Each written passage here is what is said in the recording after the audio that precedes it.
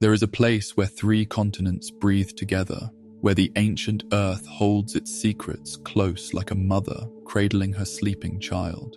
Here, between the golden sands of Africa and the fertile crescents of Asia, between the wine-dark waters of the Great Sea and the whispering deserts of Arabia, lies a land that has witnessed the birth and death of empires, the rise and fall of gods, the eternal dance of human ambition and divine mystery.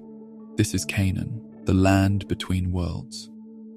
Listen, can you hear it?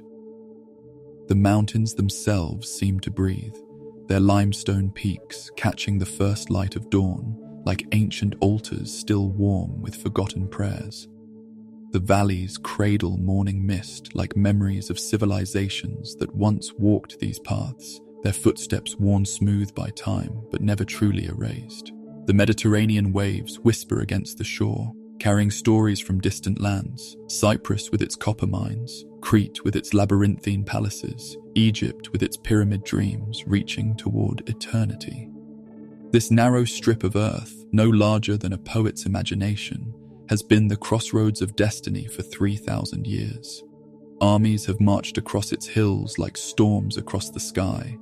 Kings have built their palaces in its valleys, their stones still dreaming of glory beneath the patient soil. Prophets have walked its wilderness paths, their voices echoing through canyons that remember every word spoken in passion or in prayer. Stand here on these ancient hills and feel the weight of all that has been. To the south, Egypt's golden shadow stretches like a giant's hand across the desert, bringing papyrus and pyramids, mummies and mathematics, the wisdom of the Nile and the power of the Pharaohs. To the north and east, Mesopotamia's fertile reach extends like fingers of green across the world's first gardens, carrying cuneiform tablets and ziggurat, Ts, the Code of Hammurabi and the Epic of Gilgamesh, the dreams of Babylon and the might of Assyria. But Canaan is more than a meeting place of powers. It is the land between worlds in ways deeper than geography, more profound than politics. Here, the earthly and the divine touch like lovers' hands in the darkness. Here, the temporal and the eternal dance together like fire and shadow.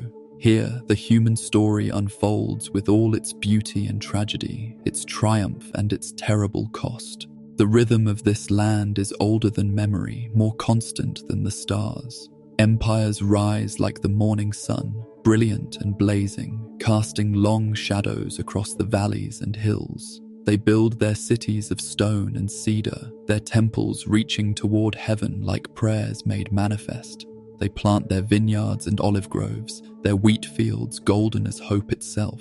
They write their laws on tablets of stone and clay, believing their words will endure forever. And then, like autumn leaves touched by the first frost, they fall. The mighty kingdoms crumble, their palaces becoming ruins, their gods forgotten, like last year's songs. The conquerors become the conquered, the powerful become dust, the proud become whispers in the wind. But the land endures. Patient as a mother, eternal as the sky, the land remembers all and forgives all, ready to cradle new dreams, new peoples, new stories in its ancient embrace. This was the world of the Bronze Age, when gods walked closer to earth and the veil between mortal and divine was thin as gossamer. When bronze gleamed like captured starlight in the hands of skilled craftsmen, when chariots thundered across plains that had never known the wheel, when the first alphabets were carved into stone and clay, giving voice to thoughts that had lived only in the heart.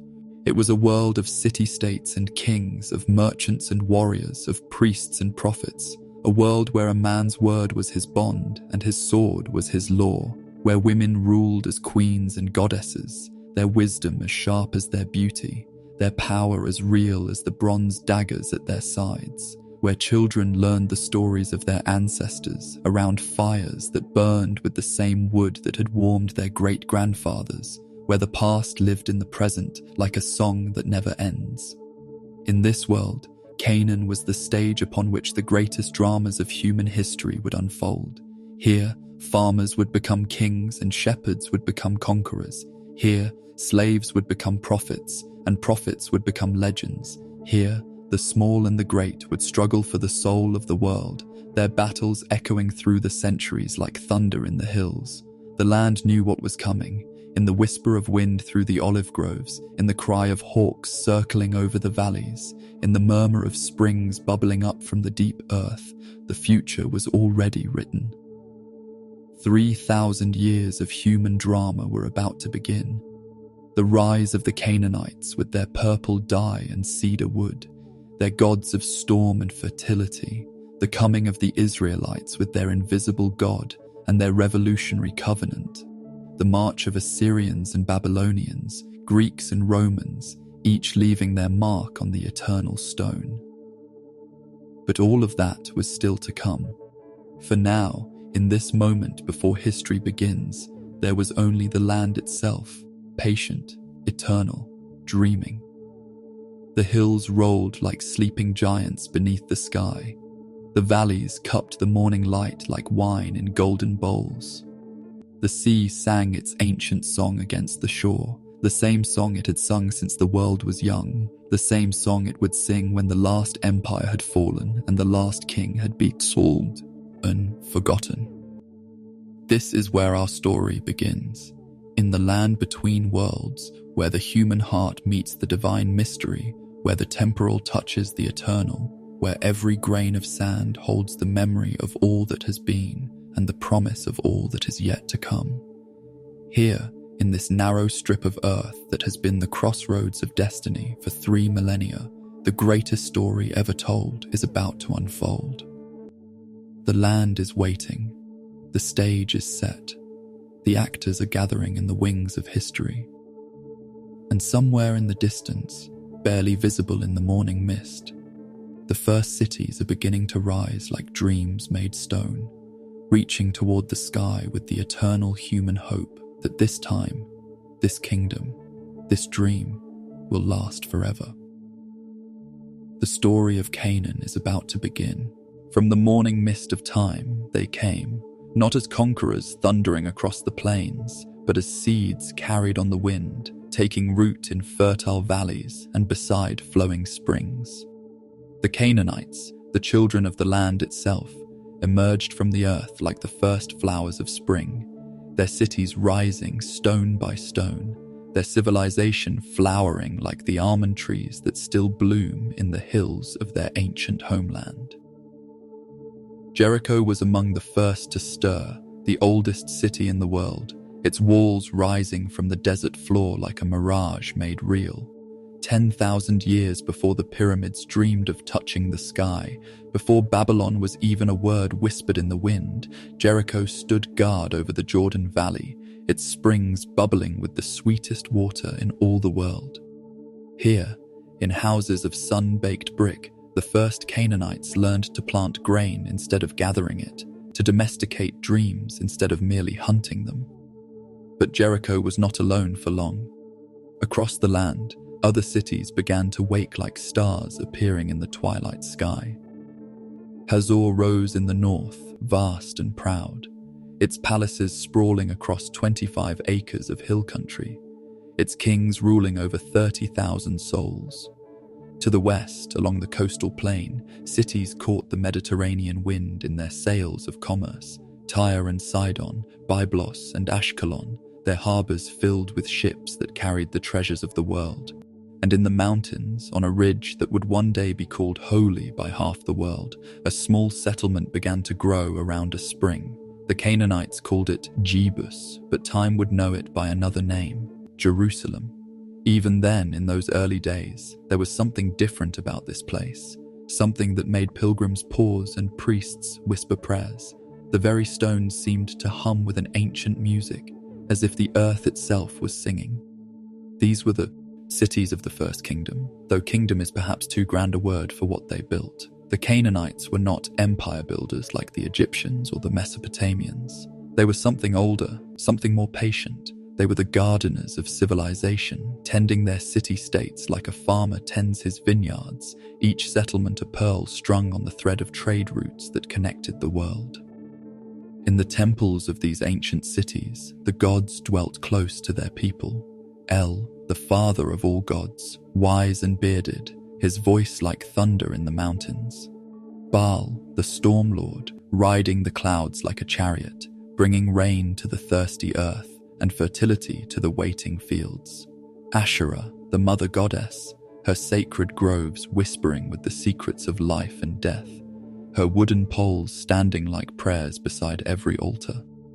But perhaps most mysterious of all was Molech, the god of fire and sacrifice, whose bronze arms glowed red-hot in the darkness of his temples.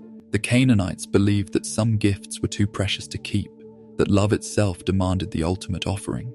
When they placed their children in those terrible arms, they wept, but they believed their tears would water the tree of eternity, that their sacrifice would buy prosperity for their people and favor from the gods. To our modern eyes, such practices seem barbaric, but we must remember that these were not cruel people.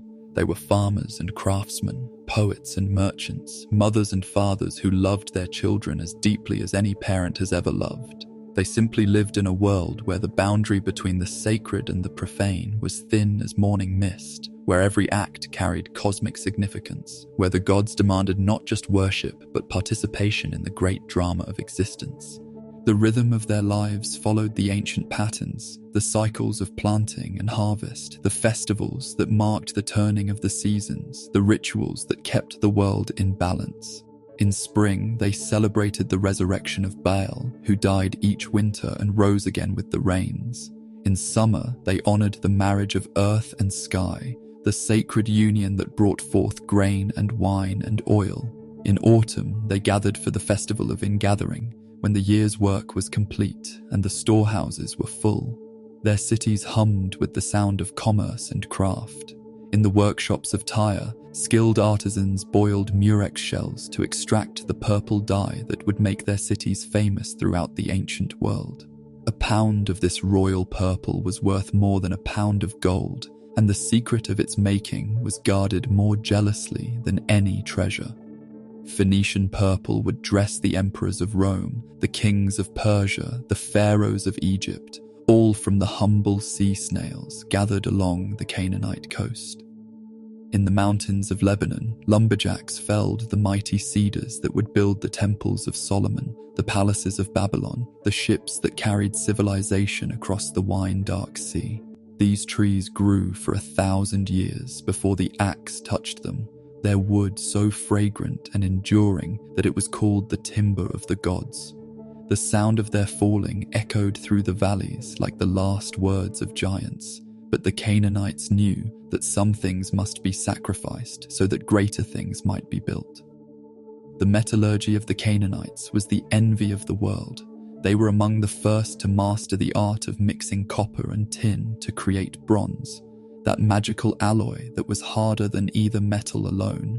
Their weapons gleamed like captured sunlight, their tools carved stone as easily as wood, their jewelry adorned the necks of queens from Ethiopia to Anatolia. In their furnaces, ordinary rock was transformed into treasure, base metal into precious gold, an alchemy that seemed to partake of the very power of creation itself.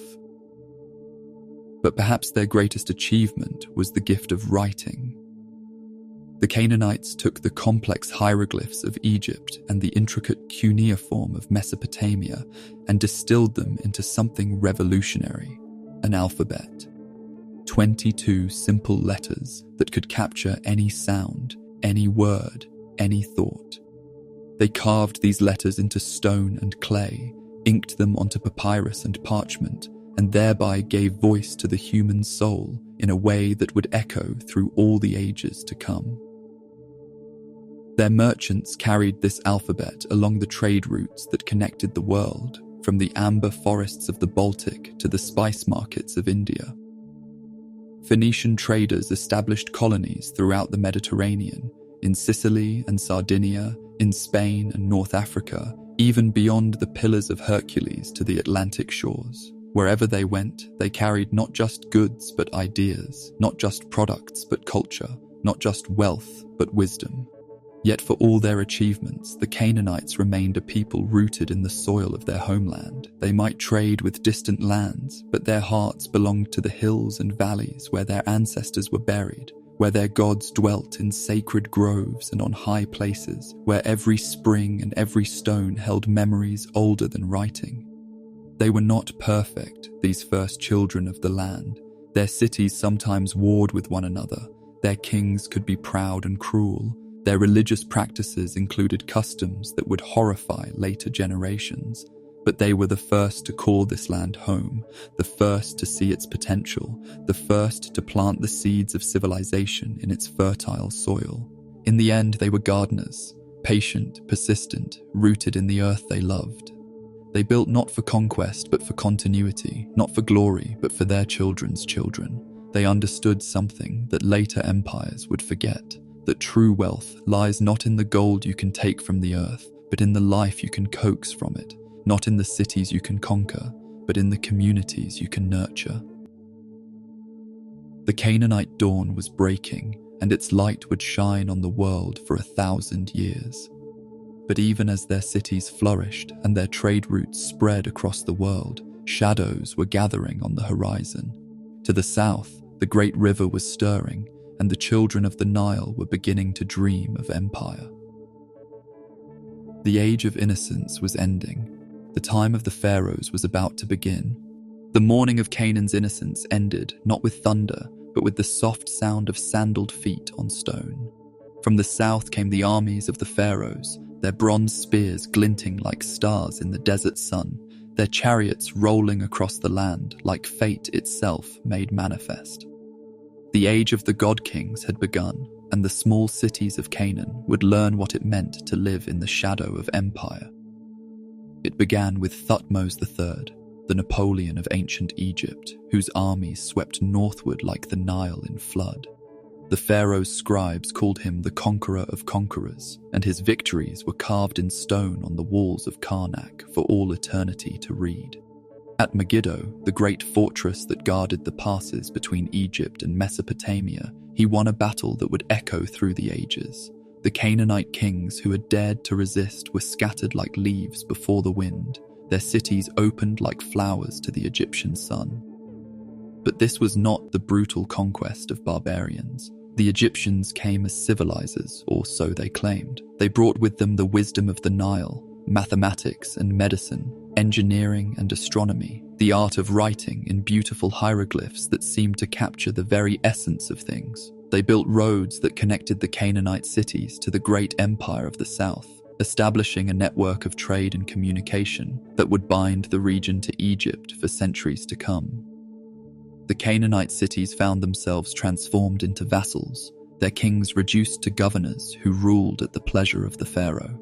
From their palaces in Memphis and Thebes, the god-kings of Egypt demanded tribute, gold from the mountains, cedar from the forests, grain from the valleys, and most precious of all, the purple dye that would dress the pharaohs in the color of royalty itself. Yet the tribute was not merely material. The Egyptians demanded something more precious than gold or cedar. They demanded the sons and daughters of the Canaanite elite to be educated in the ways of Egyptian civilization, to serve as hostages for their parents' good behavior, to become bridges between the world of the Nile and the world of the mountains and sea. In the archives of Tel El Amarna, archaeologists have found the desperate letters of these vassal kings, written in the diplomatic language of the age. "My lord, my god, my son," they wrote to the pharaoh. "The breath of life comes from you alone." The letters tell stories of political intrigue, of neighboring cities scheming against one another, of the constant threat of rebellion and the ever-present fear of Egyptian punishment. Ribadi of Byblos wrote letter after letter begging for help against his enemies. "The hostility against me is great, and I am not able to repulse it. Send soldiers to help me, or else the land will be lost to the pharaoh." But help rarely came, and the Canaanite kings learned to solve their problems with diplomacy and cunning rather than Egyptian swords.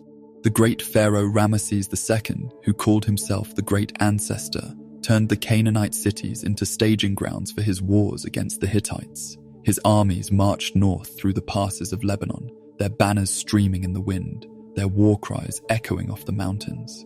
At Kadesh, on the banks of the Orontes River, he fought a battle that would be remembered as long as stones endure, though whether it was victory or defeat depends on which monuments you read. Under Egyptian rule, Canaanite culture began to change. The gods of Egypt walked alongside the gods of Canaan in the temples of the land. Egyptian artistic styles influenced Canaanite craftsmen. Egyptian burial practices were adopted by Canaanite nobles. Egyptian fashions were worn by Canaanite women. The land became a cultural bridge between Africa and Asia, a place where civilizations met and mingled like rivers flowing together into the sea. But perhaps the greatest change was in the spirit of the people themselves. The Canaanites had been free city-states, each ruling its own destiny, each following its own gods. Now they were part of something larger, something that stretched from the cataracts of the Nile to the shores of the Euphrates. They learned to think in terms of empire, to measure themselves against the standards of the Pharaohs, to dream dreams that were both smaller and larger than their ancestors had dreamed. The centuries passed like seasons, each bringing its own pharaoh, its own tribute, its own small rebellions and reconciliations. Some pharaohs were harsh masters, demanding more than the land could give. Others were benevolent overlords, content to let the Canaanites prosper so long as the tribute flowed south to Egypt. All were distant figures, god-kings who spoke through governors and generals, administrators and tax collectors. Yet even the mightiest empire must eventually face the turning of the wheel. Egypt's strength was not limitless, and the burdens of empire grew heavier with each passing year. Other powers were rising in the world, the Hittites in the north, the Assyrians in the east, the mysterious sea peoples who would soon sweep across the Mediterranean like a storm. The pharaohs found themselves fighting on multiple fronts, their armies stretched thin, their treasuries drained by constant warfare. The Canaanite cities watched and waited, their tribute growing more reluctant, their loyalty more conditional. In the mountain villages, old songs were sung again, songs that remembered the time before the pharaohs, when the cities were free and the gods were close. In the temples, priests whispered prayers to ancient deities, asking when the shadow of Egypt would pass and the sun of freedom would shine again. The shadow was indeed beginning to lift, though none could have predicted how or when. In the wilderness beyond the Jordan, new peoples were stirring, nomads and wanderers who carried strange gods and stranger promises. They spoke of a covenant with the divine, of a promised land that would be theirs by right of divine gift rather than human conquest. But empires, like seasons, must change. As Egypt's strength waned like the setting sun, new peoples emerged from the wilderness, carrying strange gods and stranger hungers. The wanderers were coming home, and the ancient world was about to be turned upside down.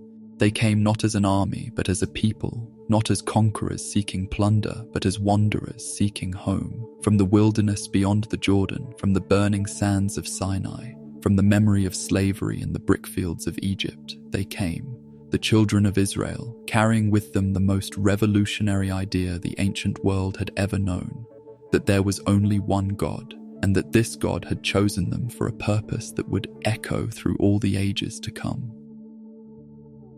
The story of their arrival is written in blood and stone, in the ruins of cities and the songs of victory, in the archaeological layers of Tel Jericho and the ancient poems of Judges. But it is also written in something deeper, in the transformation of a land and a people, in the birth of a new way of seeing the world, in the beginning of a story that would reshape human civilization itself.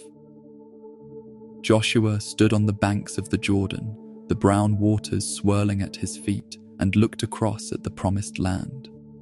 Behind him stretched 40 years of wandering, 40 years of learning what it meant to be a people chosen by God. Ahead lay the fulfillment of promises made to Abraham beneath the stars, to Isaac beside the altar, to Jacob in his dreams of ladders reaching to heaven. The land was there, waiting, but it would not be given without a price. The walls of Jericho rose before them like a stone prayer, ancient and massive, built by hands that had shaped the first cities of the world.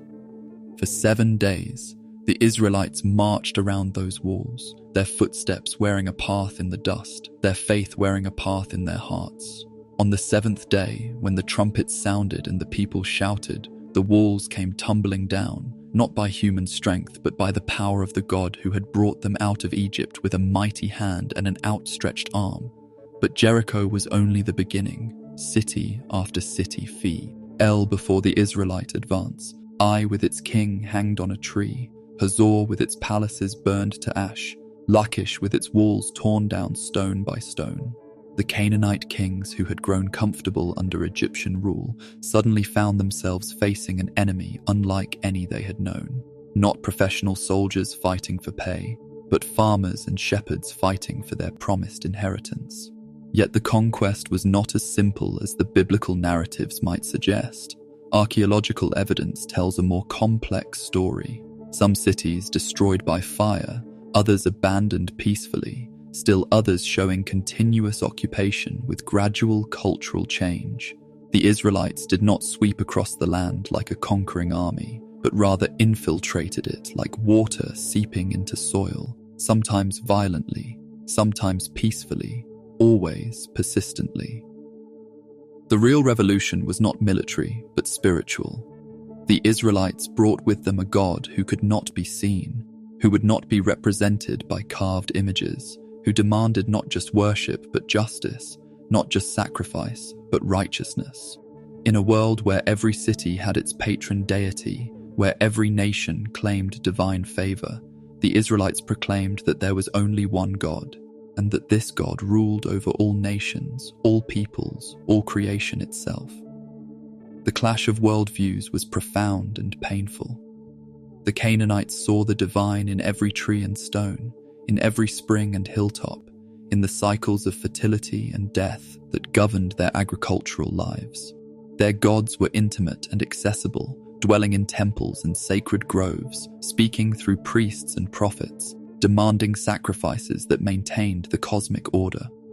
The Israelite God was transcendent and mysterious, dwelling in heaven yet present everywhere, speaking through law and conscience, demanding obedience to moral commands that seemed to overturn the Natchu, Ral order.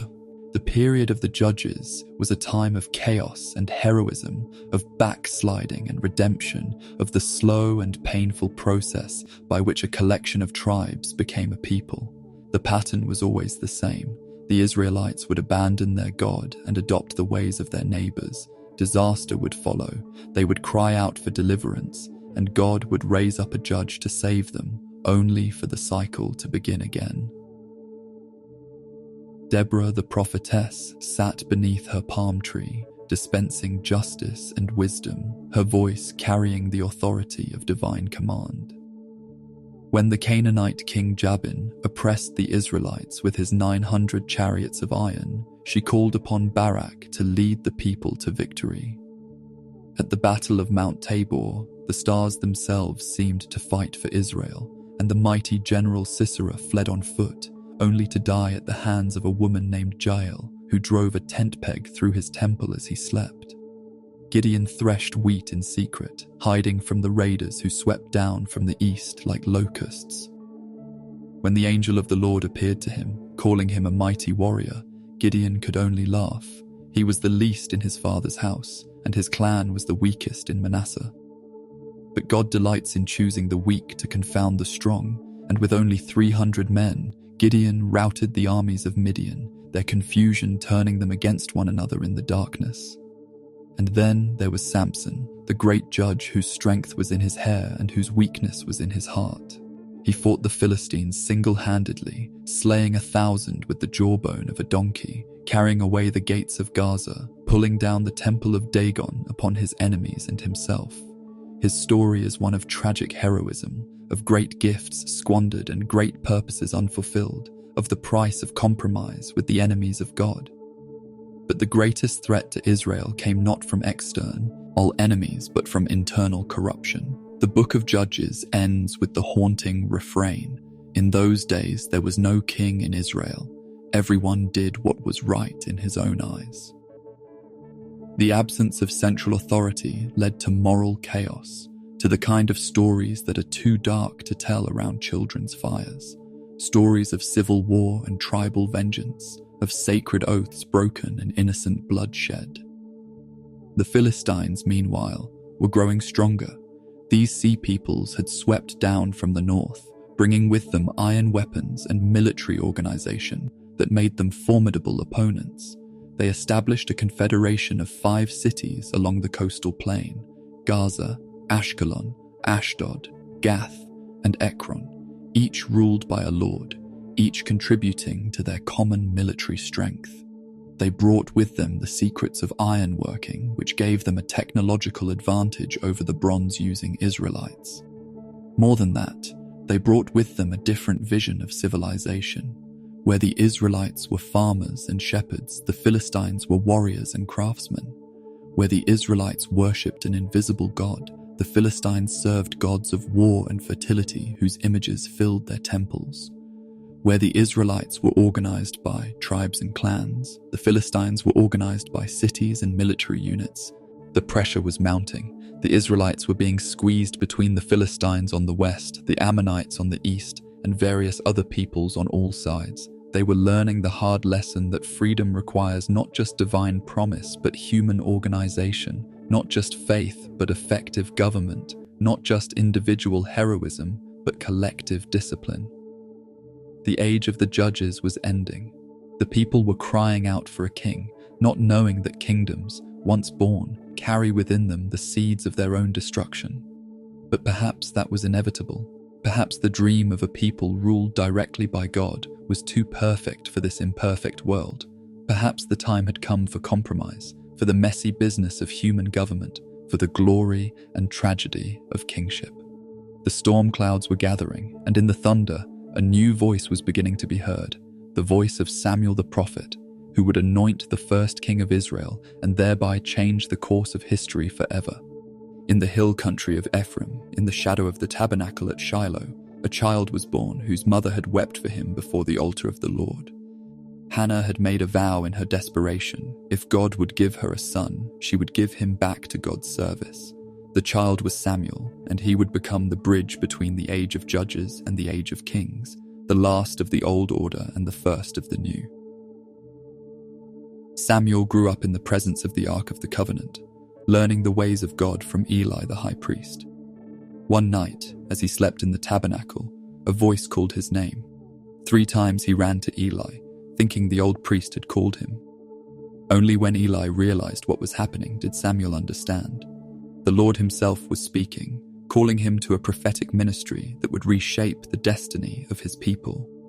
The word that came to Samuel was both promise and warning. The time of the judges was ending, but the age of kings would bring its own perils. The people would cry out for a king like the other nations, and God would give them what they asked for, but they would learn that human kings, however glorious, are still only human, with human weaknesses and human limitations. When the Philistines captured the Ark of the Covenant at the Battle of Aphek, it seemed as if the world itself was ending. The glory had departed from Israel, and the very symbol of God's presence was in enemy hands. But even in captivity, the Ark proved its power. In the temple of Dagon in Ashdod, the Philistine god fell on his face before the Ark, broken and humiliated. Plagues swept through the Philistine cities, and after 7 months, they sent the Ark back to Israel, loaded with golden offerings and carried by cattle that had never been yoked. The return of the Ark marked the beginning of Samuel's ministry as judge and prophet. He called the people to repentance at Mizpah, and when the Philistines attacked, God thundered from heaven and threw them into confusion. For 20 years, Samuel judged Israel, riding circuit from Bethel to Gilgal to Mizpah, dispensing justice and calling the people back to their covenant with God. But the people were not satisfied with a judge who grew old and whose sons were corrupt. They came to Samuel at Ramah with a demand that broke his heart. "Give us a king to judge us like all the nations." Samuel warned them what a king would cost. Their sons would serve in his armies, their daughters in his palaces, their fields would be taxed to support his court, their freedom would be traded for the security of strong government. But the people would not be dissuaded. They wanted a king, and God told Samuel to give them what they asked for. The first king was Saul, son of Kish, a Benjaminite who stood head and shoulders above all the people. Samuel anointed him in secret, pouring oil on his head and declaring him prince over Israel. The Spirit of the Lord came upon Saul, and he was transformed into a different man, a man capable of uniting the tribes, of leading them in battle, of giving them the strong leadership they craved. At first, Saul was everything a king should be. When the Ammonites besieged Jabesh Gilead and demanded the right to gouge out the right eye of every man in the city, Saul's anger burned like fire. He cut up a yoke of oxen and sent the pieces throughout Israel with a message. This is what will happen to the oxen of anyone who does not follow Saul and Samuel. The people rallied to him, and the Ammonites were utterly defeated. But kingship is a burden that breaks many who bear it. Saul began to make decisions that showed he misunderstood the nature of his calling. When Samuel delayed coming to offer sacrifice before a battle with the Philistines, Saul offered the sacrifice himself, thinking that religious ritual was something a king could control. When God commanded him to utterly destroy the Amalekites, Saul spared their king and the best of their livestock, believing that mercy and pragmatism were more important than obedience. Each compromise weakened Saul's relationship with God and with Samuel. The prophet's words became increasingly harsh. To obey is better than sacrifice, and to listen than the fat of rams. For rebellion is as the sin of witchcraft, and stubbornness is as iniquity and idolatry. Because you have rejected the word of the Lord, he has also rejected you from being king. Meanwhile, in the hill country of Judah, a young shepherd was tending his father's flocks. David, the son of Jesse, was the youngest of 8 brothers, too young to go to war, too insignificant to be noticed, except by God. When Samuel came to Bethlehem to anoint a new king, he looked at all of Jesse's sons and found none of them chosen. Only when David was brought in from the fields, his hands still smelling of sheep and his clothes dusty from the pasture, did Samuel know he had found the man after God's own heart. The anointing was done in secret, but its effects were immediate. The Spirit of the Lord came upon David from that day forward, while an evil spirit began to torment Saul. In one of those ironies that fill the pages of history, Saul's servants recommended a young harpist to soothe the king's troubled spirit. The harpist was David, and so the future king served the present king, playing music that calmed the madness growing in Saul's heart. The confrontation with Goliath made David's name known, and throughout Israel, the Philistine champion stood 9 feet tall, his armor weighing more than most men could lift, his spear like a weaver's beam. For 40 days he taunted the armies of Israel, daring anyone to meet him in single combat. The winner would determine the fate of both armies and both nations. David came to the battlefield as a boy bringing lunch to his brothers, but when he heard Goliath's blasphemous challenge, something rose up in him that was greater than fear. Who is this uncircumcised Philistine that he should defy the armies of the living God? With a sling and a stone, with faith and courage, David struck down the giant and changed the course of history. But success bred jealousy, and Saul's love for David turned to hatred.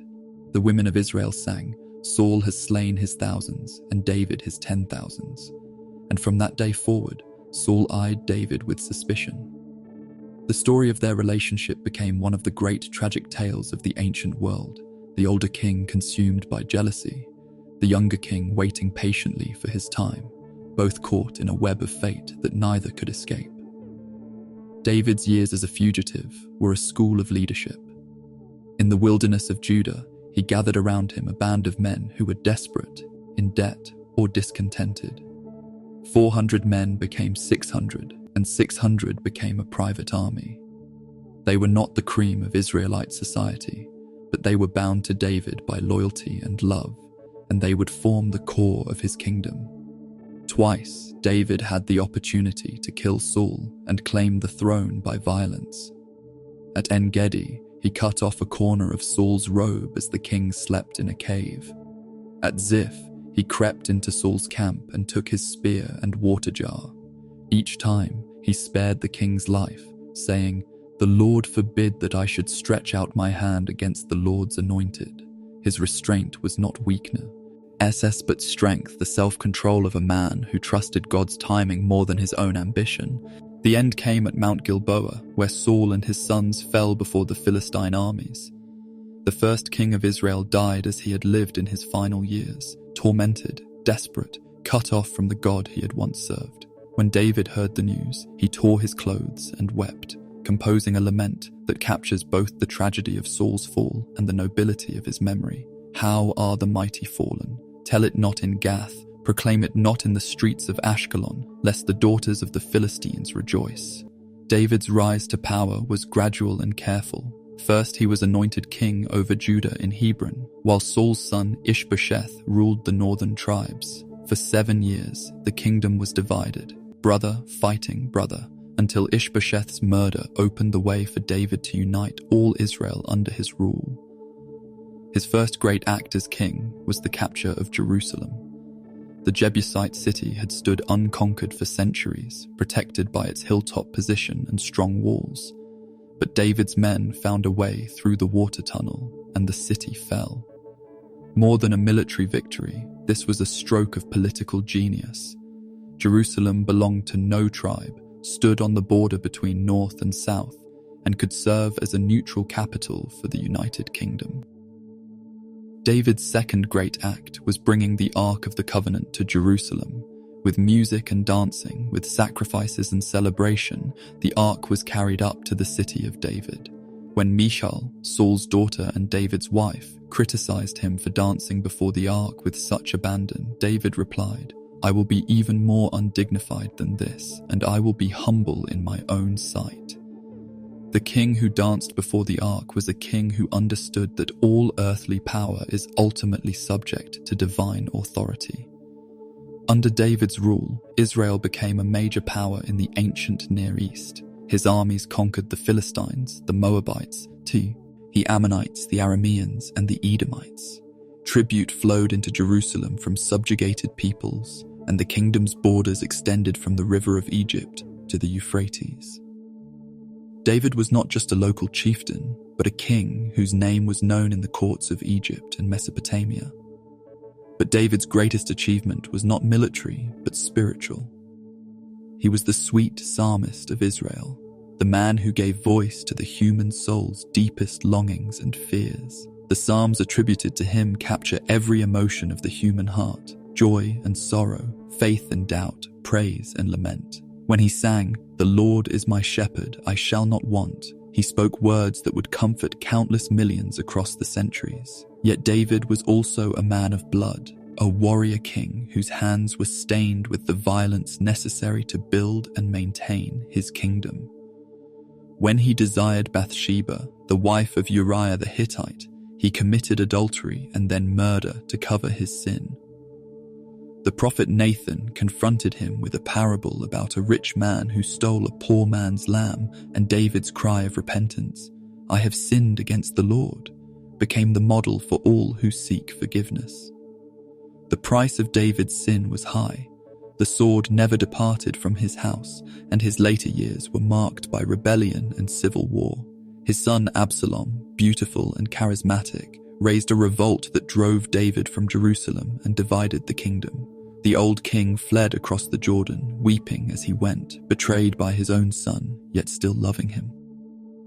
When Absalom died, caught by his hair in an oak tree and pierced by Joab's spears, David's grief was inconsolable.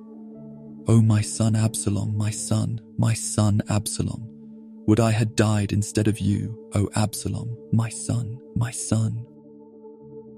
As David aged, the question of succession became paramount. His son Adonijah attempted to claim the throne, but David had promised it to Solomon, the son of Bathsheba.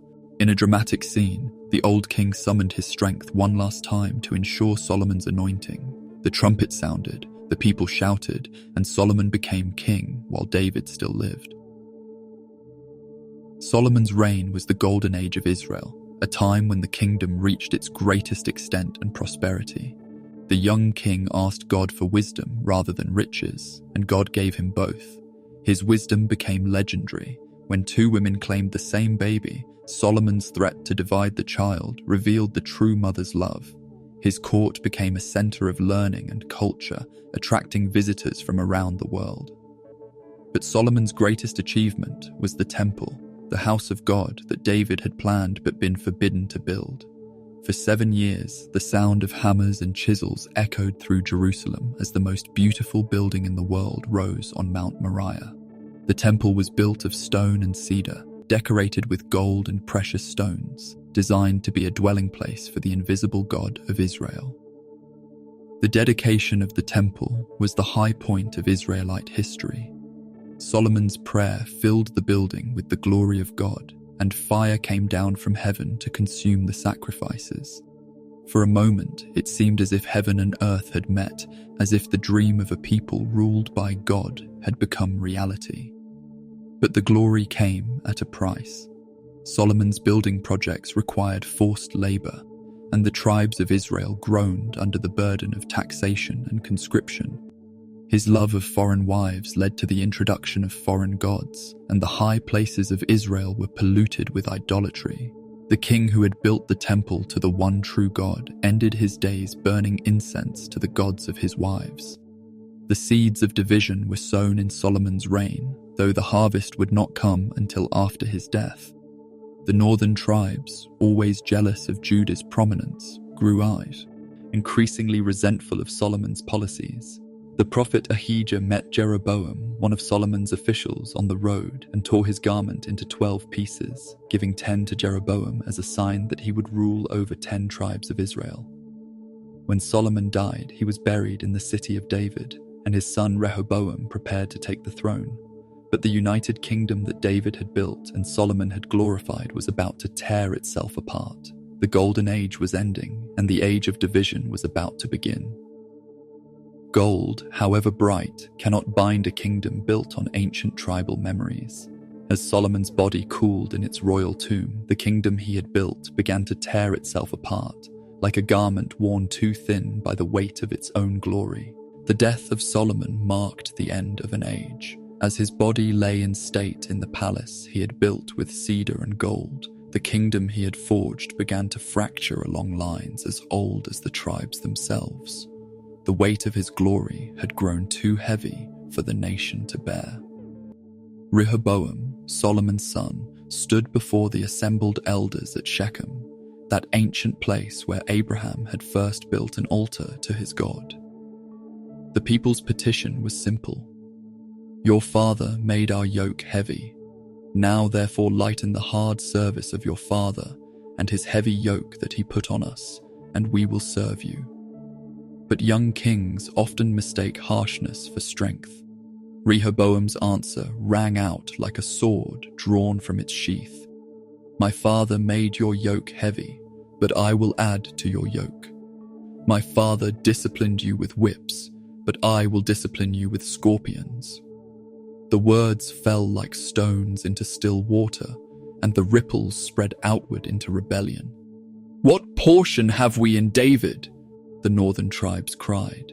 To your tents, O Israel, look now to your own house, David. Thus the kingdom that David had united and Solomon had glorified split in two, like a great tree struck by lightning. In the north, 10 tribes acclaimed Jeroboam as their king, establishing the kingdom of Israel with its capital at Samaria. In the south, Judah remained loyal to the house of David, with Jerusalem as its crown jewel. But division breeds fear, and fear breeds desperate measures. Jeroboam, watching his people journey south to worship at Solomon's temple, saw political danger in every pilgrimage. If this people go up to offer sacrifices in the house of the Lord at Jerusalem, he reasoned, then the heart of this people will turn again to their Lord, to Rehoboam, king of Judah. So he crafted 2 golden calves, setting one in Bethel and another in Dan. Behold your gods, O Israel, he proclaimed, who brought you up out of the land of Egypt. The words echoed darkly across the centuries, recalling Aaron's folly in the wilderness. The northern kingdom had chosen its path, and it led away from the temple, away from the covenant, away from the God of their fathers. The years that followed were written in blood and betrayal. In Israel, dynasties rose and fell like waves upon the shore. The house of Jeroboam was swept away by Baasha, who murdered every male descendant. Baasha's line fell to Zimri, who reigned for 7 days before burning himself alive in his palace.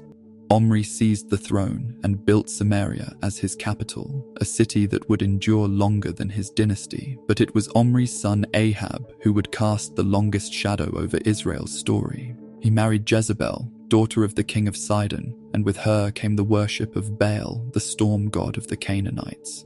Altars to foreign gods rose throughout the land, and the prophets of the Lord were hunted like wild beasts. Yet in this darkness, a new kind of voice arose. Elijah the Tishbite appeared before Ahab like a man carved from desert stone, his hair wild, his eyes burning with divine fire. "As the Lord, the God of Israel, lives, before whom I stand," he declared, "there shall be neither dew nor rain these years, except by my word." The confrontation on Mount Carmel became the stuff of legend. 450 prophets of Baal against one man of God. They danced and cut themselves, crying out from morning until noon, "O Baal, answer us." But there was no voice, no answer, no God who cared.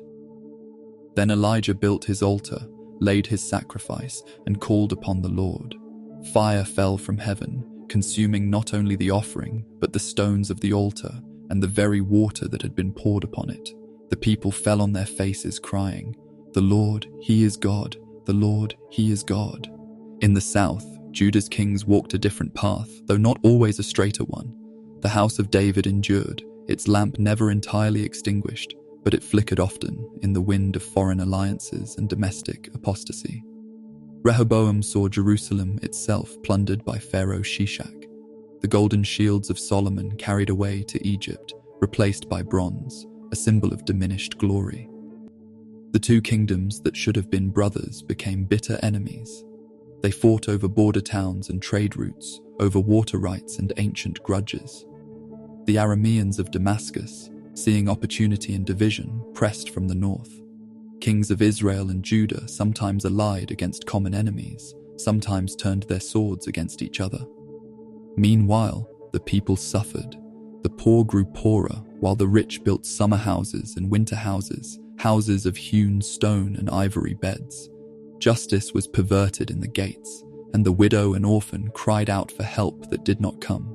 The covenant that was meant to create a just society became a hollow ritual, form without substance. Into this moral wasteland came the prophets, men and women seized by the Spirit of God and compelled to speak truth to power.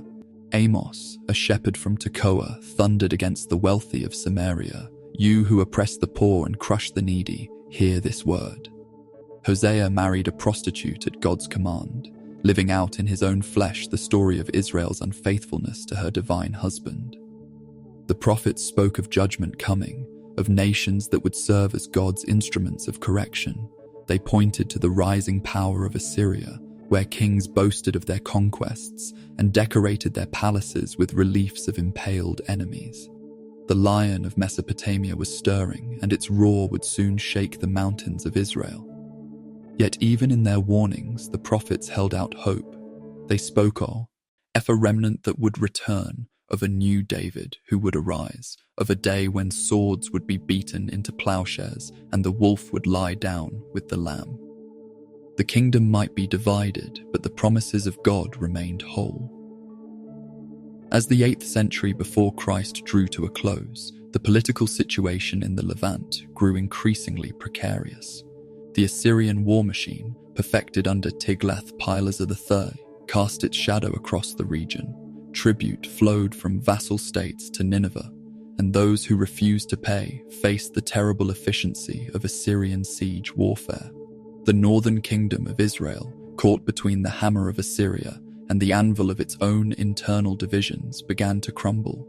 The golden calves of Bethel and Dan could not save it. The fertility rituals of Baal could not bring the rains of deliverance. The house that Jeroboam had built on the foundation of rebellion was about to fall, and its fall would be heard throughout the ancient world. But gold, however bright, cannot bind a kingdom built on ancient tribal memories. As Solomon's body cooled in its royal tomb, The kingdom he had built began to tear itself apart, like a garment worn too thin. While brother fought brother, greater shadows stirred in the east. The lion of Assyria was waking, and its roar would soon shake the foundations of the world. In the palaces of Nineveh, scribes recorded the boasts of kings who called themselves king of the universe and shepherd of all peoples. Their armies moved like locusts across the landscape, consuming everything in their path. Tiglath-Pileser III, called Pul in the biblical records, was the architect of a new kind of empire. Where earlier conquerors had been content with tribute and nominal submission, he perfected the art of demographic warfare. Rebellious peoples were not merely defeated, they were uprooted, scattered, and replaced with populations from distant provinces. The policy was brutally effective. A transplanted people had no ancestral gods to rally around, no sacred places to defend, no deep roots to give them strength for resistance. The storm clouds gathered slowly at first. Israel's king Menahem paid 1,000 talents of silver to Assyria, taxing every wealthy man 50 shekels to raise the enormous sum. It was the price of survival, but it was also the beginning of the end. Once the tribute was paid, the precedent was set. Israel had acknowledged its place in the Assyrian order. But kingdoms in their death throes often make desperate choices. Pekah, son of Remaliah, seized the throne of Israel and entered into alliance with Rezin of Damascus. Together, they would throw off the Assyrian yoke. They pressured Judah to join their coalition, and when Ahaz of Jerusalem refused, they invaded the southern kingdom, seeking to replace him with a puppet ruler. Ahaz, faced with enemies at his gates, made a fateful decision. He sent messengers to Tiglath-Pileser with gold and silver from the temple treasury. "I am your servant and your son," he declared. "Come up and rescue me from the hand of the king of Syria and from the hand of the king of Israel who are attacking me." The Assyrian response was swift and merciless. Damascus fell first, its king Rezin killed and its people deported. Then the armies turned west toward Israel. City after city fell to the siege engines and battering rams. The northern kingdom was carved up like a sacrifice on an altar, its territory divided into Assyrian provinces. Samaria, the beautiful capital that Omri had built on its commanding hill, held out for 3 years. The siege was a slow strangulation, cutting off supplies and hope in equal measure. Children died of hunger in the streets. The wells ran dry and the cisterns cracked. The ivory palaces that had once housed the wealthy became tombs for the desperate. In 722 BCE, the walls were finally breached. Sargon II, who had succeeded Shalmaneser V during the siege, recorded the victory in his annals. "I besieged and conquered Samaria, led away as booty 27,290 inhabitants of it. I formed from among them a contingent of 50 chariots and made remaining inhabitants assume their social positions." The dry statistics mask a human catastrophe of immense proportions. The 10 tribes of Israel, Reuben, Simeon, Levi, Naphtali, Gad, Asher, Issachar, Zebulun, Ephraim, and Manasseh, were torn from their ancestral lands and scattered across the Assyrian Empire. Some were settled in Hala and on the Habor, the river of Gozan, and in the cities of the Medes. Others disappeared into the vast populations of Mesopotamia, their tribal identities dissolving like salt in water. In their place, the Assyrians brought colonists from Babylon, Cutha, Ava, Hamath, and Sepharvaim. These new settlers brought their own gods and customs, creating a syncretic population that would later be known as the Samaritans. The land that had once echoed with the songs of the tribes now heard the prayers of foreign deities. The destruction was not merely political, but spiritual. The golden calves of Bethel and Dan, those symbols of the northern kingdom's apostasy, were carried away as trophies. The high places where generations had sacrificed to Baal were torn down, their stones scattered. The very names of places were changed, as if the Assyrians could erase memory itself. Yet the disaster was not merely the work of foreign conquerors. The prophets who had witnessed the kingdom's fall saw in it the hand of divine judgment. The Lord was very angry with Israel and removed them out of his sight, the chronicler wrote. None was left but the tribe of Judah alone. Hosea, who had prophesied during the kingdom's final decades, captured the tragedy in words that still echo with pain. Ephraim is stricken, their root is dried up, they shall bear no fruit. Even though they give birth, I will put their beloved children to death. The northern kingdom that had begun with such promise, that had included the fertile valleys of Galilee and the Jordan, was gone forever. The refugees who managed to escape the deportations fled southward to Judah, carrying with them the memories of their lost homeland. They brought stories of the conquest, testimonies of Assyrian brutality, and warnings of what might yet come. In Jerusalem, the population swelled with these displaced persons, and the city's walls were hastily expanded to accommodate them.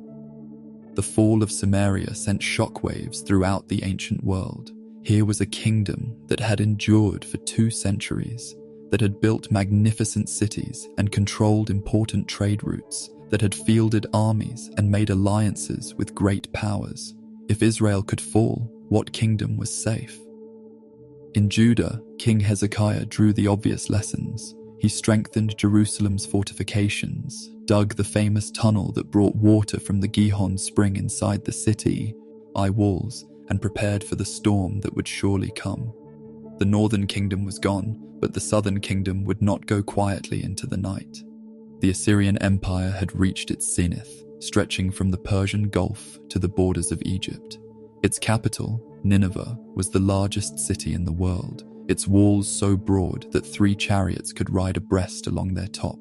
The king of Assyria sat on his throne and received tribute from vassals across the known world. His scribes recorded his conquests on clay tablets. His artists depicted his victories on palace walls. His generals planned new campaigns against the remaining independent states. But empires, like all human institutions, carry within them the seeds of their own destruction.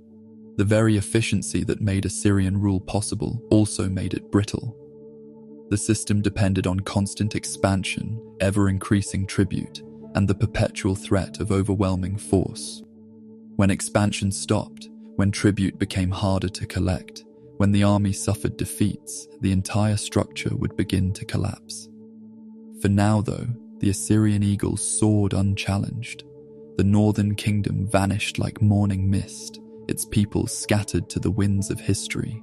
Yet in Jerusalem, the lamp of David still flickered, guarded by walls and prayers and the stubborn hope of the faithful. The story of Israel was not over. It was merely entering a new and darker chapter. The northern kingdom vanished like morning mist, its people scattered to the winds of history. Yet in Jerusalem, the lamp of David still flickered, guarded by walls and prayers and the stubborn hope of the faithful. Judah stood alone now, the last remnant of Solomon's empire, surrounded by Assyrian provinces and vassal states, holding fast to promises made to a shepherd boy from Bethlehem centuries before. Hezekiah, son of Ahaz, had learned the lessons of his northern neighbor's destruction. Where his father had been quick to submit to Assyrian demands, Hezekiah prepared for resistance. He was a king who remembered the ancient covenant, who tore down the high places and destroyed the bronze serpent that Moses had made, for the people had begun to worship it as an idol. The young king understood that survival required more than pious intentions. Jerusalem's walls were strengthened and extended to encompass the growing population of refugees from the north. But most crucially, he addressed the city's greatest weakness, its water supply. The Gihon spring lay outside the walls, vulnerable to siege. In a feat of engineering that rivals any ancient wonder, Hezekiah's workers carved a tunnel through 1,750 feet of solid rock, bringing the spring's waters inside the city's defenses. The tunnel was carved from both ends simultaneously, 2 teams of workers digging toward each other through the darkness beneath the city. When they met in the middle, they left an inscription celebrating their achievement. Behold the tunnel, this is the story of its cutting. While the miners lifted their pickaxes toward each other, and while 3 cubits remained, the voice of each was heard calling to the other. And on the day of the cutting through, the miners struck each man toward his fellow, and the water flowed from the spring to the pool, 1,200 cubits. The tunnel was more than an engineering marvel. It was an act of faith. Hezekiah was preparing for a siege that might last for years, betting everything on the belief that Jerusalem's God would not abandon the city that bore his name. The test came in 701 BCE. Sennacherib, king of Assyria, swept down the coastal plain like a destroying angel, capturing 46 fortified cities of Judah. His army surrounded Jerusalem, and his psychological warfare was as devastating as his siege engines. The Rabshakeh, Sennacherib's chief spokesperson, shouted his message in Hebrew so that all the people on the walls could understand. Do not listen to Hezekiah when he misleads you by saying, "The Lord will deliver us." Has any of the gods of the nations delivered his land out of the hand of the king of Assyria?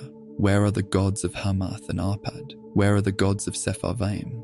Have they delivered Samaria out of my hand? Who among all the gods of these countries have delivered their countries out of my hand, that the Lord should deliver Jerusalem out of my hand?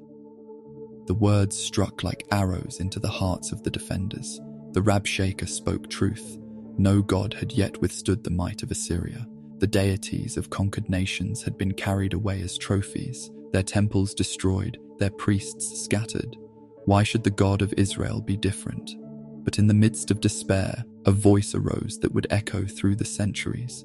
Isaiah, son of Amos, greatest of the prophets, stood before the king with a message that defied all human logic. Thus says the Lord concerning the king of Assyria, he shall not come into this city, or shoot an arrow there, or come before it with a shield, or cast up a siege mound against it. By the way that he came, by the same he shall return, and he shall not come into this city, declares the Lord. That night, the impossible happened. The angel of the Lord passed through the Assyrian camp, and 185,000 soldiers were found dead in the morning. Sennacherib, his army devastated by plague or divine intervention, withdrew to Nineveh. Jerusalem was saved, and the miracle would be remembered as long as the city stood. The deliverance marked the beginning of Judah's golden autumn. Hezekiah's son Manasseh would rule for 55 years, the longest reign in Judah's history, though it would be marked by apostasy and compromise. But it was Manasseh's grandson Josiah who would bring the kingdom to its final flowering. Josiah came to the throne as a boy of 8 when Assyrian power was beginning to wane. As he grew to manhood, he witnessed the empire's slow collapse. Rebellions erupted across the Assyrian territories. The Babylonians and Medes formed an alliance against Nineveh. The iron fist that had crushed so many nations was beginning to weaken. In the 18th year of his reign, Josiah commanded the repair of the temple that had been neglected for generations. It was during this restoration that Hilkiah the priest made a discovery that would change everything: a book of the law hidden in the ruins of the temple. Most scholars believe this was the book of Deuteronomy, with its passionate call to covenant faithfulness and its stark warnings of the consequences of disobedience. When the book was read to the king, he tore his clothes in distress. "Great is the wrath of the Lord that is kindled against us," he declared, "because our fathers have not obeyed the words of this book." The rediscovery of the law sparked the greatest religious reform in Judah's history. Josiah's reformation was thorough and ruthless. He destroyed the high places throughout the land, burning the bones of false priests on their altars. He tore down the houses of cult prostitutes that had been built within the temple precincts. He defiled Topheth in the valley of Ben Hinnom, where children had been sacrificed to Molech, so that no one might make his son or daughter pass through the fire. The Reformation extended beyond Judah's borders into the former territory of Israel. At Bethel, Josiah destroyed the altar that Jeroboam had built, fulfilling a prophecy made 3 centuries earlier.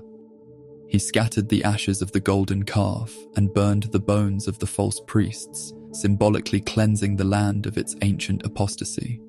But Josiah's greatest achievement was the celebration of Passover in Jerusalem. The chronicler recorded, "No Passover like it had been kept in Israel since the days of Samuel the prophet. None of the kings of Israel had kept such a Passover as was kept by Josiah." For one shining moment, the ancient covenant was renewed, the law was honored, and the people were united in worship of their God. The prophets of this era spoke with unprecedented eloquence and power. Jeremiah, called from boyhood to be a prophet, warned of coming judgment, but also spoke of a new covenant written on the heart. Zephaniah proclaimed a day of wrath, but also promised a remnant who would take refuge in the name of the Lord. The prophetic literature of this period, Isaiah, Jeremiah, Habakkuk, Zephaniah, represents some of the highest achievements of religious poetry in human history.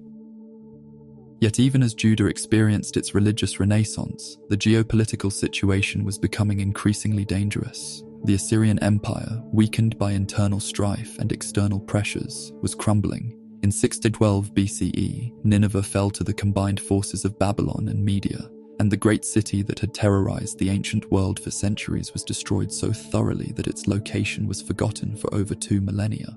But the fall of Assyria did not bring peace. Egypt, seeking to restore its ancient empire, marched north to support the last Assyrian remnant. Josiah, perhaps believing that his covenant with God made him invincible, moved to intercept the Egyptian army at Megiddo. The battle was brief and decisive. Josiah was struck down by an Egyptian arrow, and with his death, Judah's last hope of independence died as well. The kingdom that had survived the Assyrian storm now faced an even greater tempest. From the rivers of Babylon came a new power, and this time, not even the holy city would be spared. The reformation that Josiah had begun died with him, and his successors would prove unequal to the challenges that lay ahead. But the tide of empire would not be turned by prayer alone. From the rivers of Babylon came a new power, and this time, not even the holy city would be spared. The death of Josiah at Megiddo in 609 BCE marked the end of Judah's independence, though the kingdom would linger for another generation, like a candle guttering in the wind. Nebuchadnezzar III of Babylon was a different kind of conqueror than the Assyrian kings who had preceded him.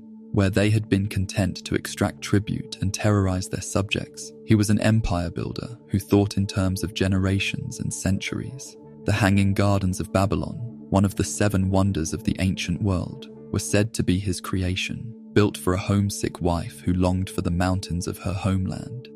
He was a man who understood that power could be expressed through beauty as well as terror. But he was also ruthless when circumstances demanded it.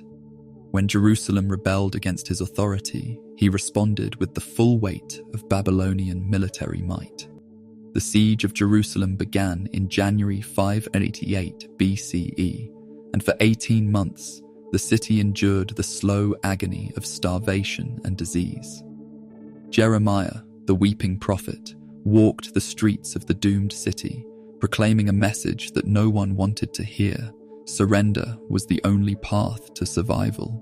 Thus says the Lord, he who stays in this city shall die by the sword, by famine, and by pestilence, but he who goes out to the Chaldeans shall live. The words earned him accusations of treason and a cell in the dungeon, but they also proved prophetic. The siege reduced the proud city to unimaginable horror. The Book of Lamentations, traditionally attributed to Jeremiah, captures the anguish in unforgettable verse. How lonely sits the city that was full of people. How like a widow has she become, she who was great among the nations. Children begged for bread teas. Hat did not exist. Nobles who had once eaten from golden plates now scavenged for food in the refuse heaps. The compassionate mothers, we are told, boiled their own children for food. King Zedekiah, the last king of Judah, was a weak man caught in circumstances beyond his control. Placed on the throne by Nebuchadnezzar as a puppet ruler, he was torn between his Babylonian overlords and the Egyptian faction that urged rebellion. When he finally chose to rebel, he sealed his kingdom's fate. The end came in the summer of 586 BCE. The Babylonian siege engines finally breached the walls, and the city fell in a single night. Zedekiah fled through a secret gate, but he was captured in the plains of Jericho and brought before Nebuchadnezzar at Riblah. The Babylonian king's justice was terrible and symbolic. Zedekiah's sons were killed before his eyes, and then his eyes were put out, so that the last thing he saw was his dynasty's end. But the destruction of the monarchy was only the beginning.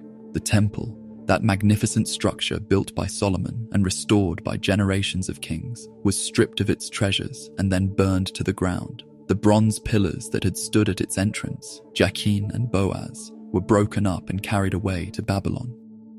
The Sea of Bronze, the great basin that had held water for the priests' purification, was destroyed. The golden vessels that had been used in worship for 4 centuries were melted down and added to Babylon's treasury. The city itself was systematically demolished. The walls were torn down stone by stone, ensuring that Jerusalem could never again serve as a center of rebellion. The houses of the wealthy were burned, their treasures looted, their foundations scattered. The palace of David, where kings had ruled for 4 centuries, was reduced to rubble and ash. The human cost was even more devastating. The cream of Judean society, the royal family, the priests, the craftsmen, the scribes, the merchants, were marched away to Babylon in chains. The exile was not random, but carefully planned to destroy the kingdom's capacity for resistance. Those who remained were mostly farmers and vine dressers, people who could work the land but could not lead a rebellion. The exiles' journey to Babylon was a march of tears across 900 miles of desert. They walked in chains past the ruins of Nineveh, where the great library of Ashurbanipal lay buried under debris. They forded the Euphrates and saw the great ziggurat of Babylon rising like a man-made mountain from the plain. They were settled in Tel Aviv by the river Chebar, where they sat and wept when they remembered Zion. Babylon was the greatest city in the world, its walls so thick that a 4-horse chariot could turn around on their top. The Ishtar Gate, faced with brilliant blue glazed brick and decorated with reliefs of dragons and bulls, was one of the architectural wonders of the age. The processional way, where the gods were carried in annual ceremonies, stretched for half a mile through the heart of the city. To the exiles from Jerusalem, it must have seemed like a glimpse of another world.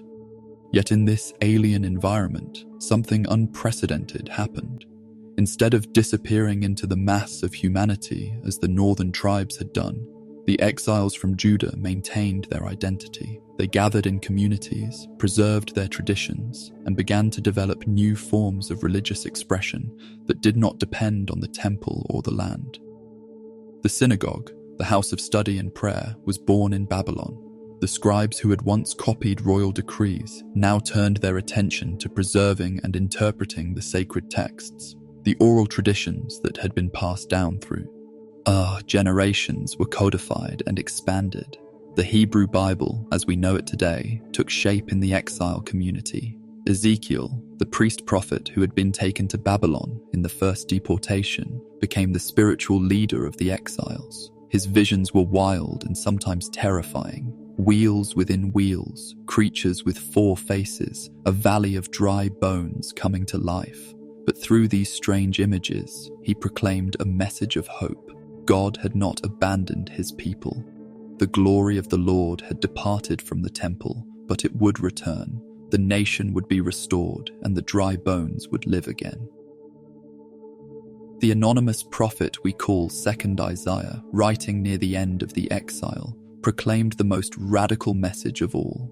Israel's God was not merely the greatest of the gods, but the only God. The idols of Babylon were wood and stone, the work of human hands. The God of Israel was the creator of heaven and earth, the one who called the nations to account and determined the course of history. This monotheistic revolution, forged in the fires of exile, would reshape not only Judaism, but the entire religious landscape of the ancient world. The God who had once been conceived as dwelling in the temple in Jerusalem was now understood to be present everywhere, accessible to all who called upon his name with sincere hearts. The transformation was not merely theological but practical. The exiles who had once been subjects of the Davidic monarchy now began to think of themselves as members of a covenant community bound together by law and tradition rather than by king and country. The priesthood, deprived of its temple, evolved into a rabbinate focused on teaching and interpretation. The tribal structure that had defined Israelite society gave way to a more flexible organization based on family and synagogue, Some of the exiles prospered in Babylon. The ancient cuneiform records speak of Israelites who became successful merchants, landowners, and even government officials. The prophet Daniel, whether historical figure or literary creation, represents this class of acculturated exiles who maintained their faith while participating fully in Babylonian society.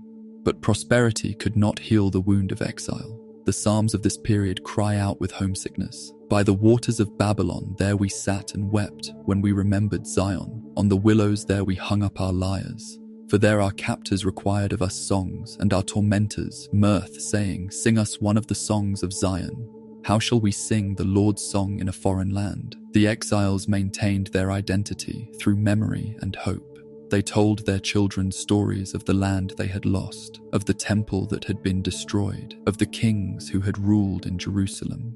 They preserved the sacred texts that told of God's promises to Abraham, Isaac, and Jacob. They practiced the rituals that connected them to their ancestors and to each other. And slowly, almost imperceptibly, the promise of return began to take shape. The prophets spoke of a new exodus, a highway in the desert, a shepherd who would gather the scattered flock. The God who had brought them out of Egypt would bring them back from Babylon. The temple would be rebuilt, the city restored, the covenant renewed. The exile lasted for 50 years, a full generation. Children were born in Babylon who had never seen Jerusalem, who knew the land of their ancestors only through stories and songs. Yet the hope of return never died. It was preserved in the synagogues, proclaimed by the prophets, and written into the sacred texts that would guide the people through all the centuries to come.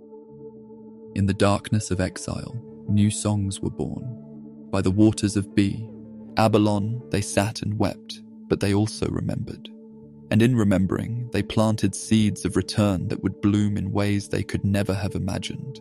The temple burned, but the words endured. The people scattered, but the covenant remained. And in synagogues around the world, the ancient songs continued to be sung, carrying within them the promise of a homecoming that would reshape the world. In the darkness of exile, new songs were born. By the waters of Babylon, they sat and wept, but they also remembered. And in remembering, they planted seeds of return that would bloom in ways they could never have imagined. The transformation began not with the sound of trumpets, but with the whisper of hope spreading through the exile communities like wind through wheat fields. Cyrus the Great of Persia was a different kind of conqueror than the world had ever seen. Where Assyrian and Babylonian kings had ruled through terror and deportation, Cyrus built his empire on a revolutionary principle. Conquered peoples were allowed to maintain their customs, worship their gods, and govern themselves according to their ancient laws. The Cyrus cylinder, discovered in the ruins of Babylon, proclaims his policy. I returned to these sacred cities on the other side of the Tigris, the sanctuaries of which have been ruins for a long time, the images which used to live therein and established for them permanent sanctuaries. I also gathered all their former inhabitants and returned to them their habitations. For the exiles in Babylon, this policy was nothing short of miraculous. In 538 BCE, 50 years after the destruction of Jerusalem, Cyrus issued the decree that would change everything. Thus says Cyrus, king of Persia, "The Lord, the God of heaven, has given me all the kingdoms of the earth, and he has charged me to build him a house at Jerusalem, which is in Judah. Whoever is among you of all his people, may his God be with him, and let him go up to Jerusalem, which is in Judah, and rebuild the house of the Lord, the God of Israel." The second Isaiah, that anonymous prophet of the exile, had proclaimed Cyrus as the Lord's anointed one, the unlikely Messiah who would restore God's people to their land. The decree seemed to fulfill the prophet's most extravagant promises. Comfo, art, comfort my people, says your God. Speak tenderly to Jerusalem, and cry to her that her warfare is ended, that her iniquity is pardoned, that she has received from the Lord's hand double for all her sins. Yet the return was not the triumphal march that the prophets had envisioned. Only a minority of the exiles chose to make the dangerous journey back to Jerusalem. Many had put down roots in Babylon, established businesses, built synagogues, and created communities. The land of exile had become home, and the promise of return seemed less compelling than the reality of prosperity. The first group to return was led by Zerubbabel, a prince of the house of David, and Joshua, the high priest. They brought with them the sacred vessels that Nebuchadnezzar had taken from Solomon's temple, returned by Cyrus as a gesture of goodwill.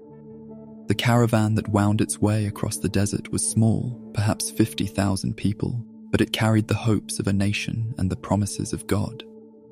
What they found in Jerusalem was heartbreaking. The city lay in ruins, its walls broken down, its houses burned with fire. Weeds grew in the streets where kings had once walked. The Temple Mount was a heap of rubble, inhabited by jackals and owls.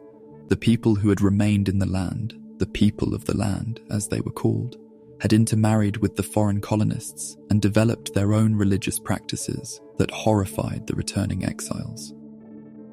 The contrast between expectation and reality was devastating. The prophets had spoken of a new exodus, of highways in the desert, of a restoration that would surpass the glory of Solomon's kingdom. Instead, the returnees found poverty, opposition, and the overwhelming task of rebuilding a civilization from scratch. But they began with what mattered most, the altar of burnt offering. Even before they laid the foundation of the temple, they erected an altar on its ancient site and resumed the daily sacrifices. It was a declaration of faith, an assertion that the God of Israel had returned to his holy place. The smoke of the offerings rose like incense, carrying the prayers of the people to the heaven that had seemed so distant during the years of exile. The foundation of the Second Temple was laid in 536 BCE, amid scenes of both joy and sorrow.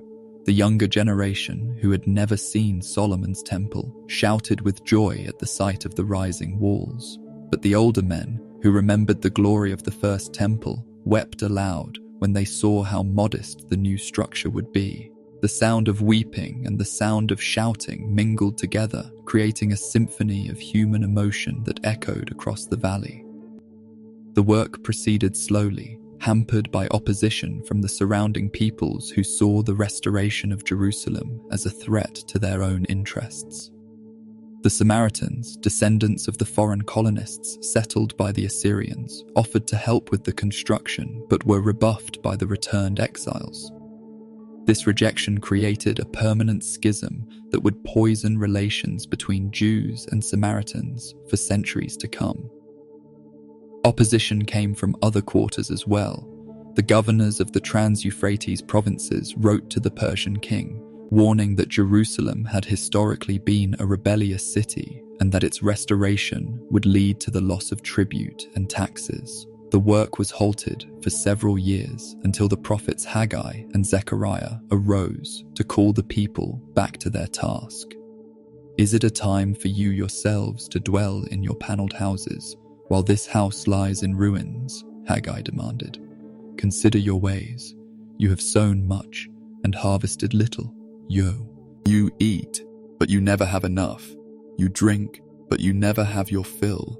You clothe yourselves, but no one is warm. And he who earns wages does so to put them into a bag with holes." The prophecy struck home. The people had been so focused on their own comfort that they had neglected the house of God. Under the renewed leadership of Zerubbabel and Joshua, the work resumed with fresh energy. The Second Temple was completed in 516 BCE, 70 years after the destruction of the First Temple, a perfect generation, as the prophets had foretold. The completion of the temple marked the beginning of a new chapter in the history of God's people, but it was a chapter written in a different key than those that had come before. The monarchy was not restored. Zerubbabel, despite his Davidic lineage, remained a Persian appointee. The kingdom of David and Solomon was a memory, preserved in Psalms and Chronicles, but no longer a political reality. Instead, the returning exiles began to develop a new form of community organization centered on the Torah, the law of Moses. The priesthood, led by descendants of Zadok, took took on new importance as the guardians of ritual purity and religious orthodoxy. The scribes, who had preserved and copied the sacred texts during the exile, emerged as a new class of religious teachers and interpreters. This transformation was accelerated by the arrival of Ezra the scribe in 458 BCE. Ezra came from Babylon with a commission from the Persian king to teach the law of Moses and to organize the religious life of the Jerusalem community. He brought with him additional returnees and, more importantly, a copy of the Torah that had been preserved and edited during the exile. The book that Ezra read to the assembled people was both familiar and startling. It contained the ancient stories of Abraham, Isaac, and Jacob, the account of the Exodus from Egypt, the laws given at Sinai, but it also bore the marks of the exile experience, a new emphasis on the dangers of intermarriage, the importance of Sabbath observance, and the centrality of the temple in the life of the community. The public reading of the Torah became a transformative event. The people wept as they heard the words of the law, understanding for the first time how far they had strayed from the covenant. Ezra and the Levites explained the meaning of the text, translating it from Hebrew into Aramaic, the language that had become common during the exile. It was perhaps the first public Bible study in history, and it established a pattern that would shape Jewish religious life for centuries to come. But Ezra's reforms went beyond education.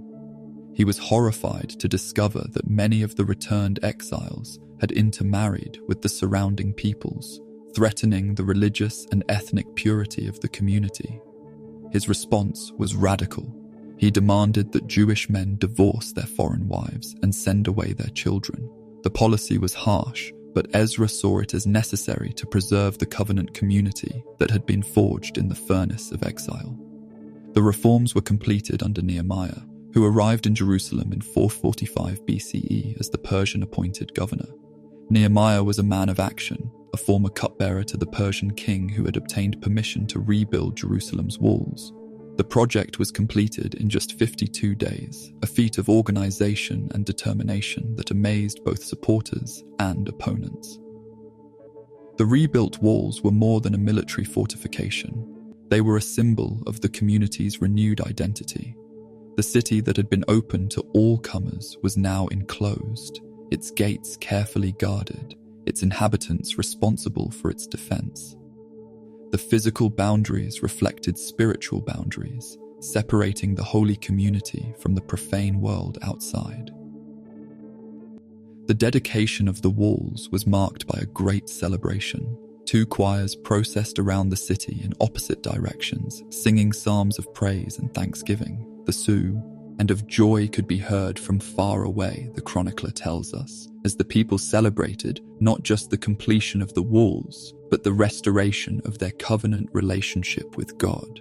The reforms of Ezra and Nehemiah created a new kind of Jewish community, one that was more unified, more observant, and more exclusive than the pre-exilic kingdom had been. The temple was rebuilt, but it was not Solomon's temple. The people had returned, but they were not the same people. Time had changed everything, and greater changes were yet to come. The Persian period was a time of quiet development, of communities taking root and traditions being codified. The great canonical books of the Hebrew Bible received their final form during this era. The Psalms were collected and organized for use in temple worship. The wisdom literature, Proverbs, Ecclesiastes, Job, reflected the sophisticated theological thinking of the post-exilic community. Most importantly, the experience of exile and return had fundamentally altered the Jewish understanding of their relationship with God.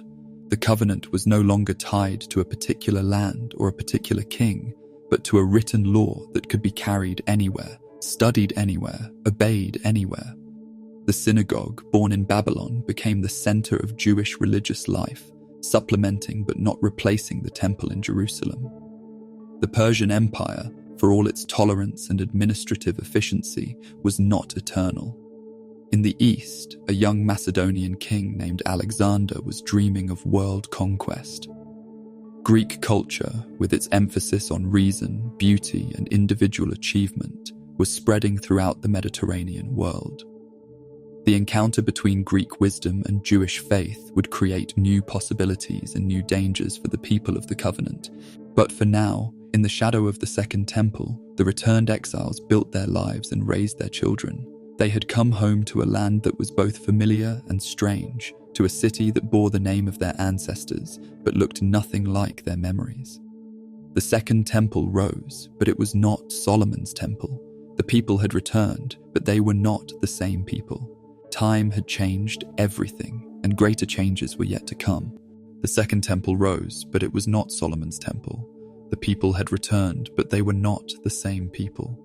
Time had changed everything, and greater changes were yet to come. The Persian peace that had allowed the Jewish community to rebuild and flourish was about to be shattered by a force more transformative than any military conquest: the collision of Greek civilization with the ancient wisdom of the East. In 334 BCE, Alexander of Macedon crossed the Hellespont with an army of 35,000 men and a dream of world conquest. But Alexander was more than a military genius. He was a student of Aristotle, a lover of Homer, and a visionary who believed that Greek culture could unite the civilized world. Where previous conquerors had been content to collect tribute, Alexander sought to create a new kind of empire based on the fusion of Greek and local traditions. The young king moved through the Persian Empire like a force of nature. At the Granicus River, he defeated the Persian satraps. At Issus, he crushed the army of Darius III. At Gaugamela, he destroyed the last great Persian host and claimed the title of King of Kings. But his most revolutionary act was not military but cultural. He encouraged his soldiers to marry local women, adopted Persian court customs, and proclaimed himself the son of the Egyptian god Ammon. When Alexander's army swept through the Levant in 332 BCE, the Jewish community faced a choice that would define their future. The high priest in Jerusalem, according to the legend recorded by Josephus, went out to meet the conqueror dressed in his sacred robes. Alexander, who had dreamed of meeting such a figure, prostrated himself before the priest and spared the city. Whether the story is historically accurate or not, it reflects the reality of Jewish accommodation to Hellenistic rule. The death of Alexander in 323 BCE led to the Divai, scion of his empire among his generals, the Diadochi.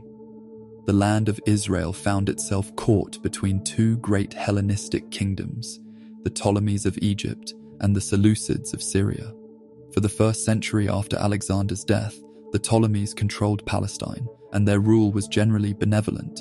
The Jews were allowed to govern themselves according to their ancestral laws, and the temple cult continued without interference. But Hellenistic culture was more subtle and pervasive than military conquest. Greek became the language of commerce, diplomacy, and higher learning throughout the Mediterranean world. Greek cities, with their gymnasiums, theatres, and temples, were founded throughout the former Persian Empire. Greek philosophy, with its emphasis on reason and inquiry, challenged traditional ways of thinking about the gods and the cosmos. The Jewish community was not immune to these influences. In Alexandria, where a large Jewish population had settled, scholars began the monumental task of translating the Hebrew scriptures into Greek.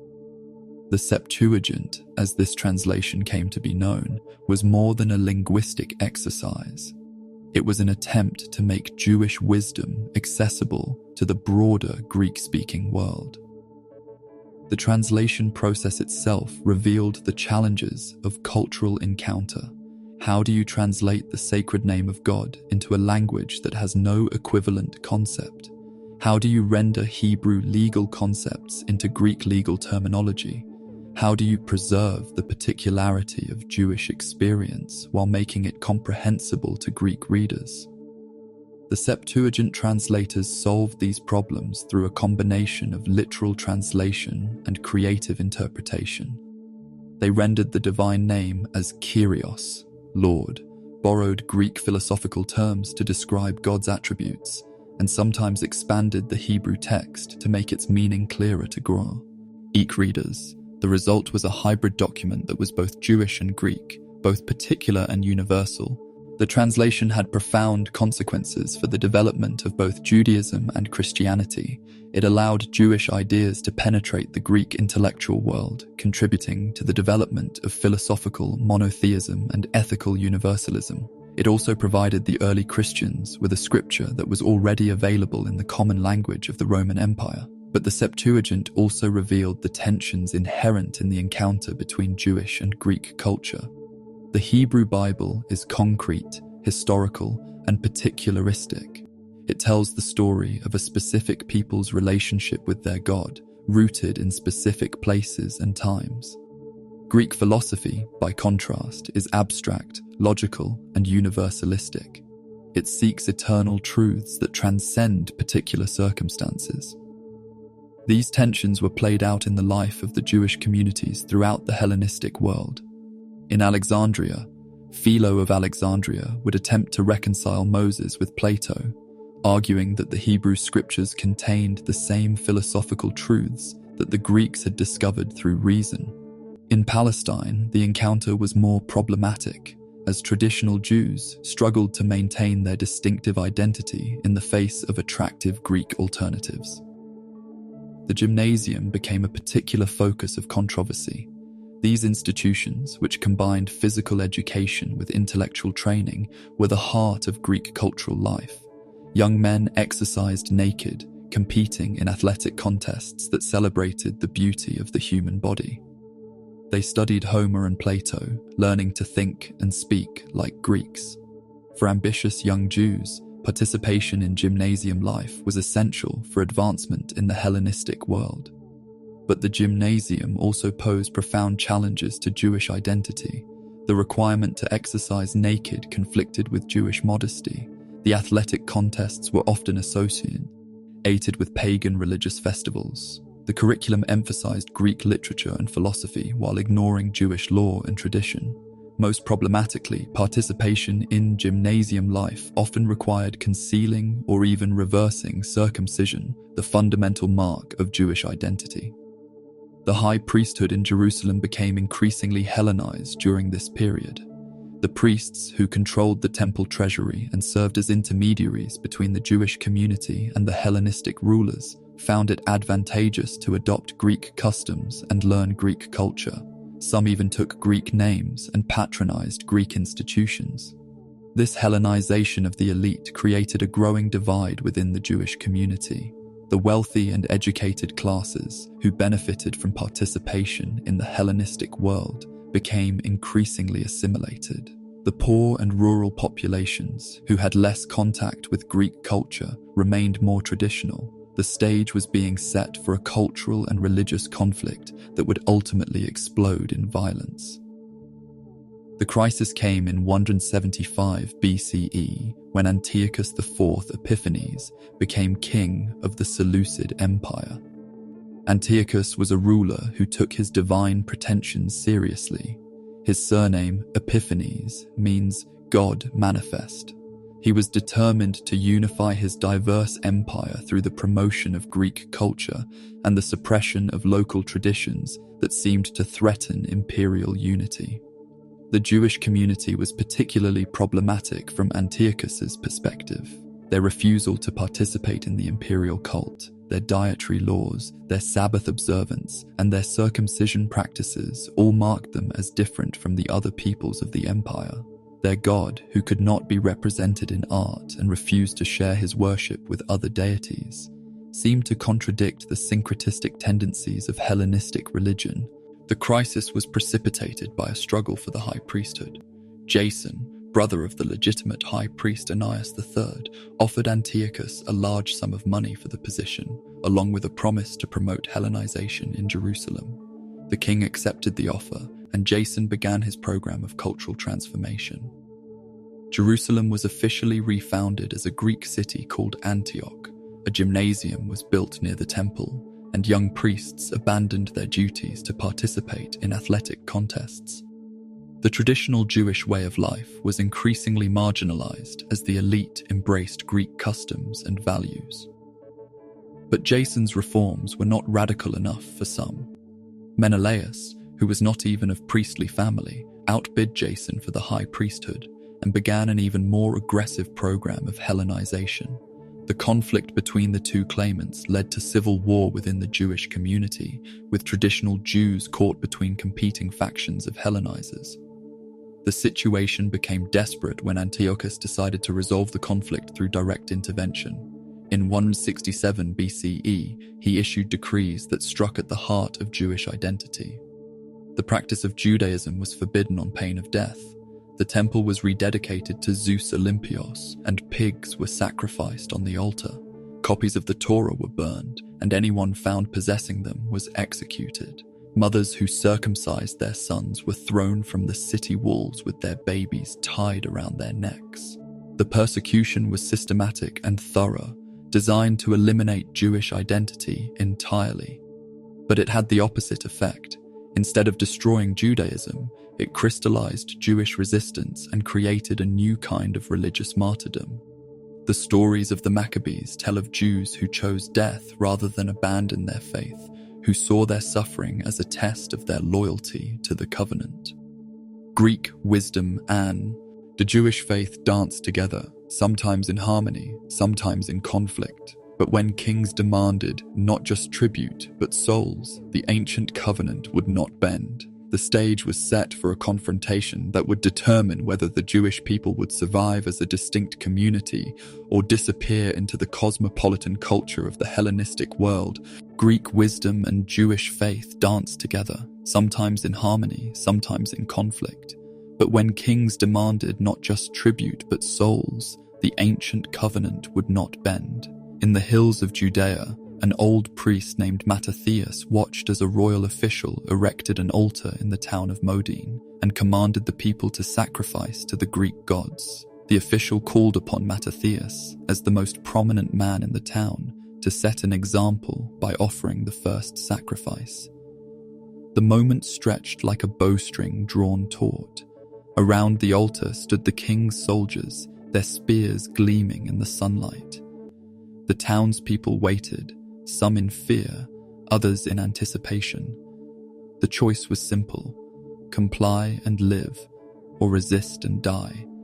Mattathias had lived through enough history to know that most people, when faced with such a choice, would choose survival. But there are moments when the arc of history bends on the decision of a single individual. Even if all the nations that live under the rule of the king obey him, Mattathias declared, and have chosen to obey his commandments, every one of them abandoning the religion of their ancestors, I and my sons and my brothers will continue to live by the covenant of our ancestors. When another Jew stepped forward to offer the sacrifice, Mattathias struck him down at the altar. He killed the king's official as well, tore down the altar, and cried out, "Let everyone who is zealous for the law and supports the covenant come out with me." Then he fled to the wilderness with his 5 sons, and the last great Jewish revolt began. The Maccabean uprising was different from the earlier rebellions against Assyrian or Babylonian rule. This was not merely a political revolt against foreign domination, but a religious war for the soul of Judaism itself. The enemy was not just Antiochus and his armies, but the seductive power of Hellenistic siege, culture that threatened to dissolve Jewish identity from within. Mattathias died within a year of the revolt's beginning, but not before appointing his son Judas as military commander. Judas, who would be known as Maccabeus, the Hammer, proved to be a tactical genius who understood that conventional warfare against the Seleucid army would be suicide. Instead, he developed a strategy of guerrilla warfare perfectly adapted to the terrain and circumstances of the revolt. The hills of Judea became a maze of ambush and retreat. Judas's forces would strike suddenly at supply convoys, tax collectors, and isolated garrisons, then disappear into the wilderness before the enemy could respond. They knew every cave, every path, every water source in the region. The Seleucid armies, weighted down with heavy armor and siege equipment, were helpless against such tactics. But the revolt was more than a military campaign. It was a religious revival. The Maccabees enforced circumcision, destroyed pagan altars, and restored the observance of the Sabbath and dietary laws. They were fighting not just for political independence, but for the right to live as Jews according to the covenant of their ancestors. The first major victory came at Emmaus, where Judas defeated a force led by Gorgias, one of Antiochus's most experienced generals. The psychological impact was enormous. Here was proof that the God of Israel still fought for his people, that the covenant was still in force, that resistance was not futile. The victories continued to mount. At Beth Horon, Judas routed another Seleucid army. At Adasa, he defeated Nicanor, who had boasted that he would sell Jewish captives to pay his tribute to Rome. With each victory, more Jews rallied to the Maccabean cause, and the revolt spread throughout the countryside. The defining moment came in December 164 BCE, when Judas and his forces entered Jerusalem and found the temple in ruins. The altar had been defiled with pagan sacrifices, the courts were overgrown with weeds, and the sacred vessels had been stolen or destroyed. The priests who had remained faithful wept when they saw the desolation of the sanctuary. But Judas was not a man to be paralyzed by despair. He immediately began the work of purification and restoration. The altar was torn down and rebuilt with new stones. New sacred vessels were crafted to replace those that had been stolen. The temple was cleansed, rededicated, and returned to its proper use. The rededication ceremony lasted 8 days, and according to tradition, a miracle occurred. The priests found only one small jar of oil for the temple menorah, enough to last for a single day. But miraculously, the oil burned for 8 days, long enough for new oil to be prepared according to the proper ritual requirements. The festival of Hanukkah, the Feast of Lights, was established to commemorate this miracle and the rededication of the temple. But the Maccabean victories were not merely military triumphs, they were also literary and cultural achievements. The books of 1st and 2nd Maccabees, written to commemorate the revolt, represent some of the finest historical writing in ancient Jewish literature. They tell the story of the uprising with dramatic power and theological insight, showing how God used human courage and determination to preserve his covenant people. The revolt also produced a new kind of Jewish heroism. The Maccabees were not kings appointed by God or prophets called by divine vision. They were ordinary people who chose to risk everything for their faith. Their example inspired later Jewish resistance movements and provided a model of religious martyrdom that would influence both Judaism and Christianity. The success of the revolt had profound implications for the development of Judaism. It proved that Jewish identity could survive even the most determined attempts at cultural assimilation. It demonstrated that military resistance could be successful against overwhelming odds when it was motivated by religious conviction, and it established the precedent that religious freedom was worth fighting and dying for. But success also brought new challenges. The Maccabees, having won their religious freedom, began to pursue political independence as well. Judas's brother Jonathan became both high priest and political leader, combining religious and secular authority in a way that would have been unthinkable in the pre-exilic period. The Hasmonean dynasty, as the Maccabean family came to be known, expanded Jewish territory through conquest and forced conversion. They conquered Idumea and forced the inhabitants to convert to Judaism. They destroyed the Samaritan temple on Mount Gerizim and incorporated Samaria into their kingdom. They established an independent Jewish state for the first time since the Babylonian exile. Yet the very success of the Hasmoneans contained the seeds of their downfall. As they accumulated power and wealth, they began to resemble the Hellenistic rulers they had originally fought against.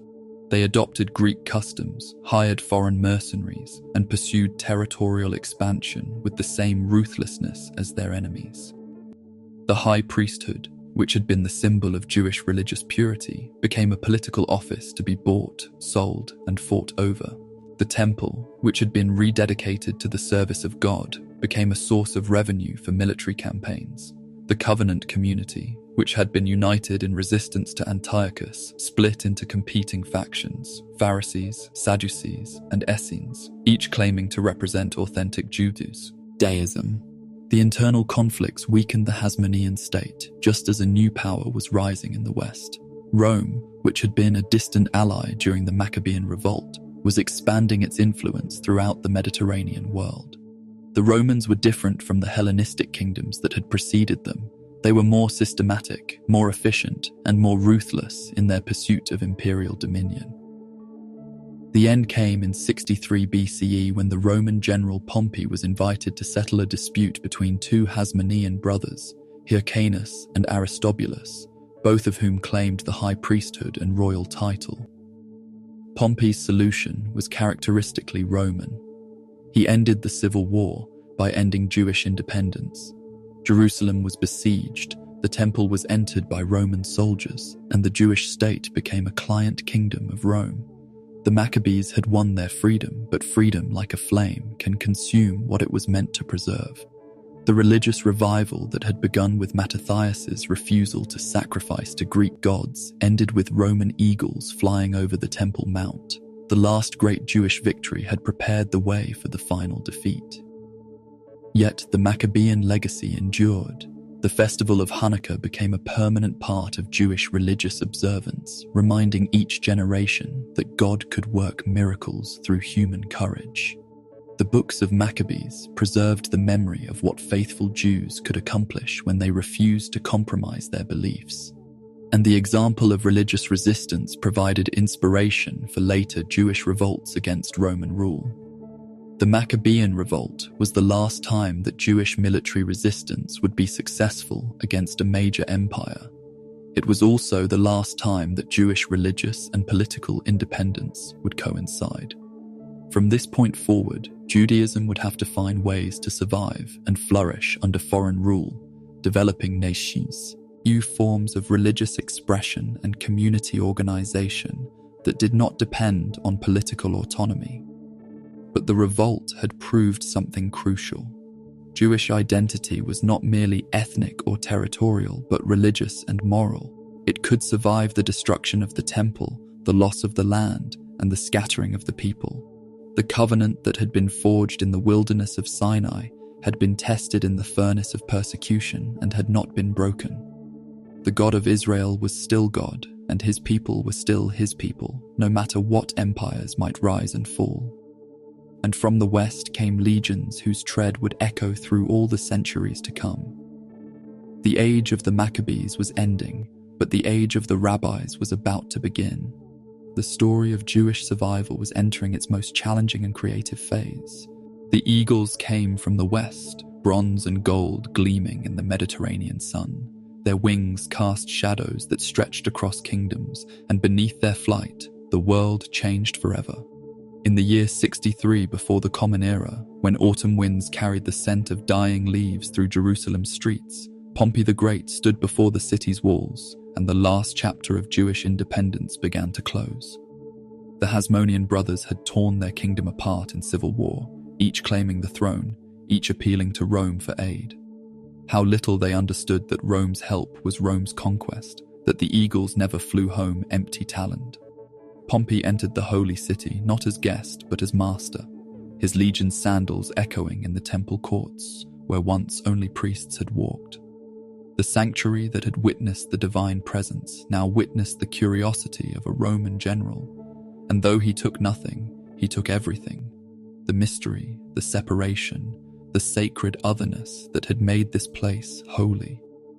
Herod rose in Rome's shadow, a man of two worlds belonging fully to neither. Part Jew, part Idumean, entirely ambitious, he built monuments to his own glory while serving Rome's interests. His palaces rose like dreams made stone, Masada perched on its desert cliff, Herodium crowned with impossible gardens, Caesarea Maritima stretching its harbour arms into the great sea. But his greatest work was the temple itself, expanded and glorified until it shone like a jewel in the Judean hills. Pilgrims came from across the known world to marvel at its golden facades, its marble columns, its courts that could hold thousands of worshippers. Yet beneath the splendor, the people chafed. Roman taxes pressed like millstones, crushing the life from farmers and artisans. The high priest's vestments were kept in the Antonia fortress, symbol of who truly ruled. Greek theatres rose in Jewish cities, their naked athletes and pagan dramas offense to ancient sensibilities. The Torah spoke of serving God alone, but Caesar's image stared from every coin, demanding worship in silver and gold. In caves by the Dead Sea, the sons of light prepared for the final battle against the sons of darkness. In Jerusalem's streets, Pharisees debated the fine points of law, while Sadducees collaborated with Rome. Zealots sharpened their daggers in hidden rooms, dreaming of driving the invaders into the sea. And in Galilee, carpenters and fishermen whispered of a kingdom not of this world, where the last would be first and the meek would inherit the earth. The land itself groaned under the weight of empire. Roman roads cut straight lines through ancient territories, their milestones marking distance in a foreign language. Aqueducts carried water to Roman baths while Jewish villagers thirsted.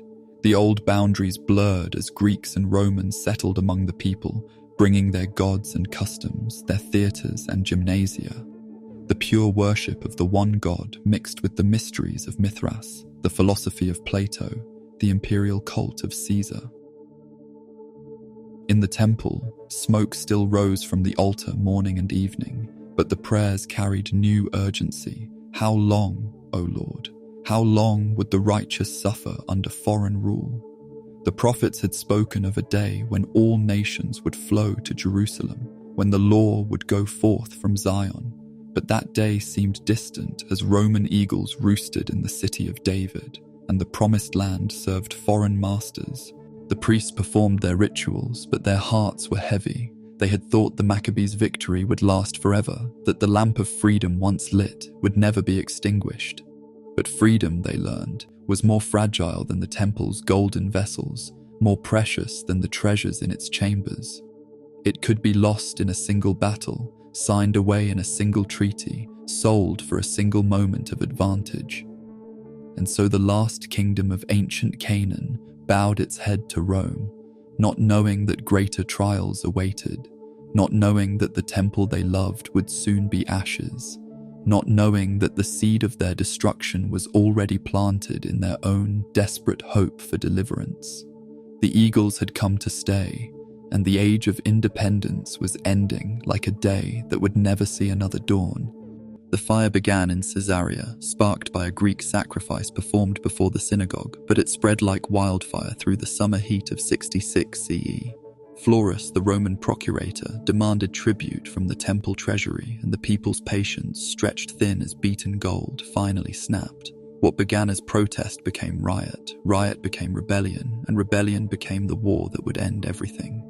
The signs had been there for those who could read them. Strange lights in the sky, voices crying woe in the temple courts, a heifer that gave birth to a lamb.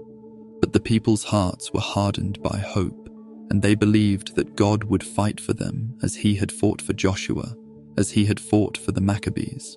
They did not understand that this time the enemy was not just Rome, but their own divided hearts, their own impossible dreams.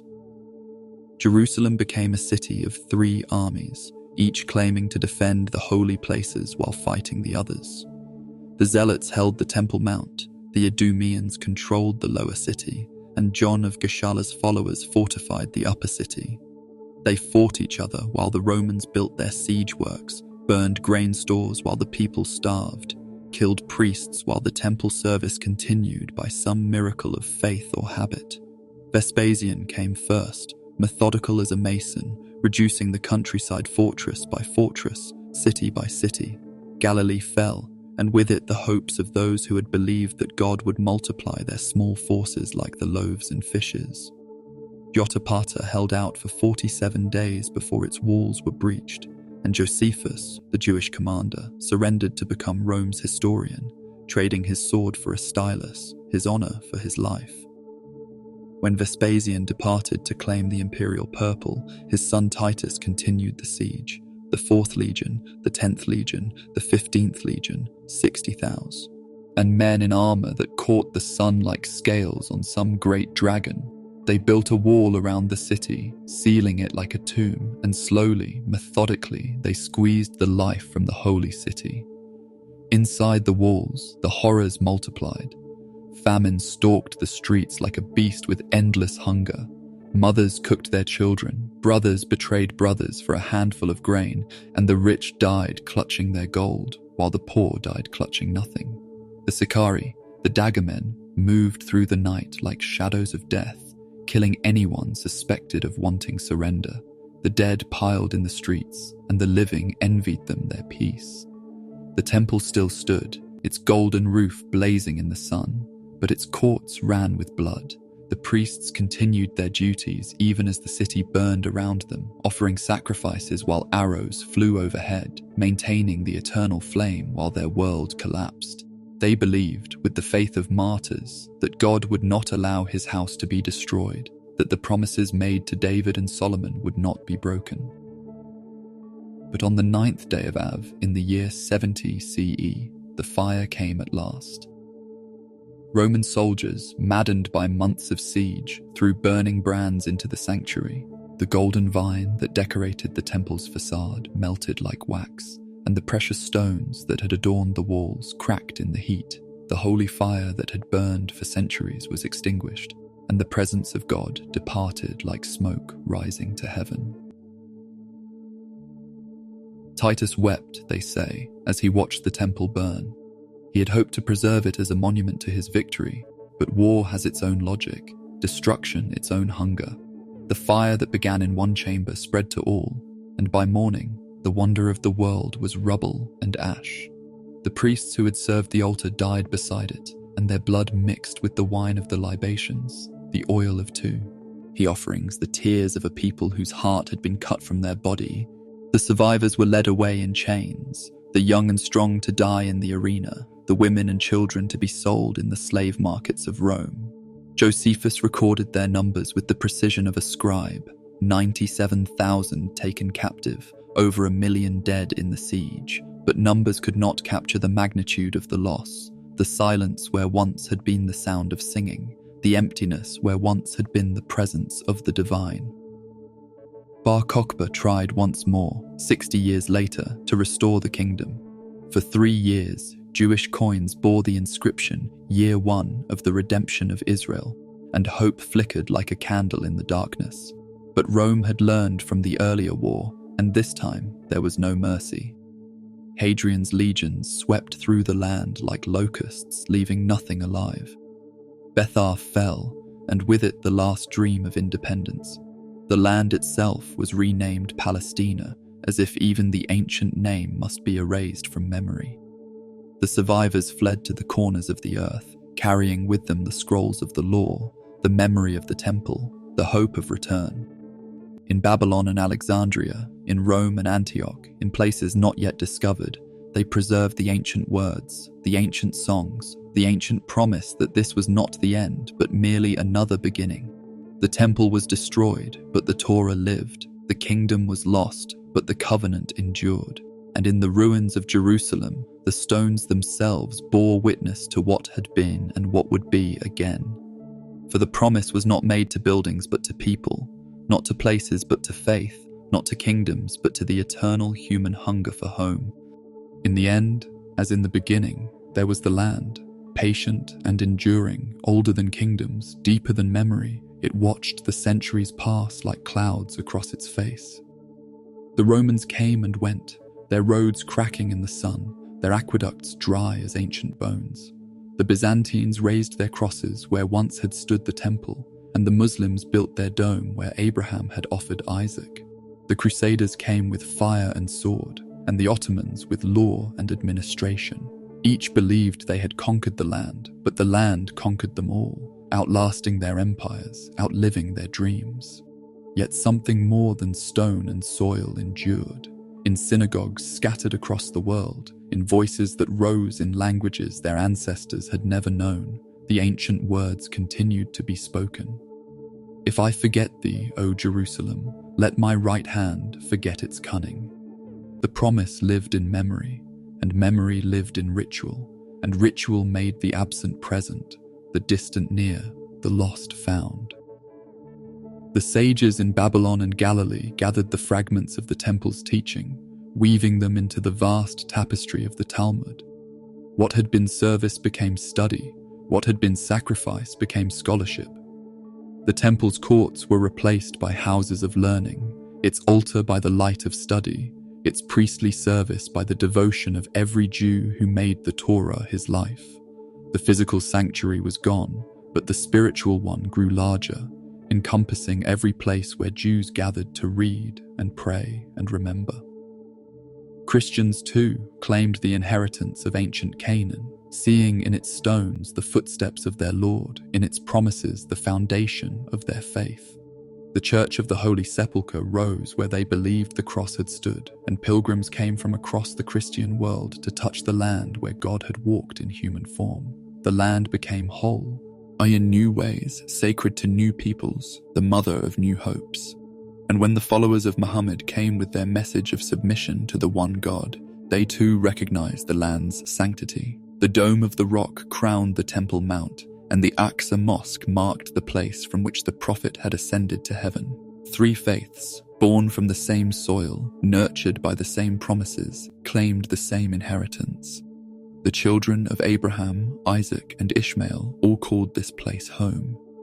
Through the long centuries of exile, Jews carried the land with them in their hearts. At Passover, they declared, "Next year in Jerusalem." At weddings, they broke a glass in memory of the temple's destruction. When they prayed, they faced toward the ruined city, and their prayers rose like incense toward the empty sky where once the divine presence had dwelt.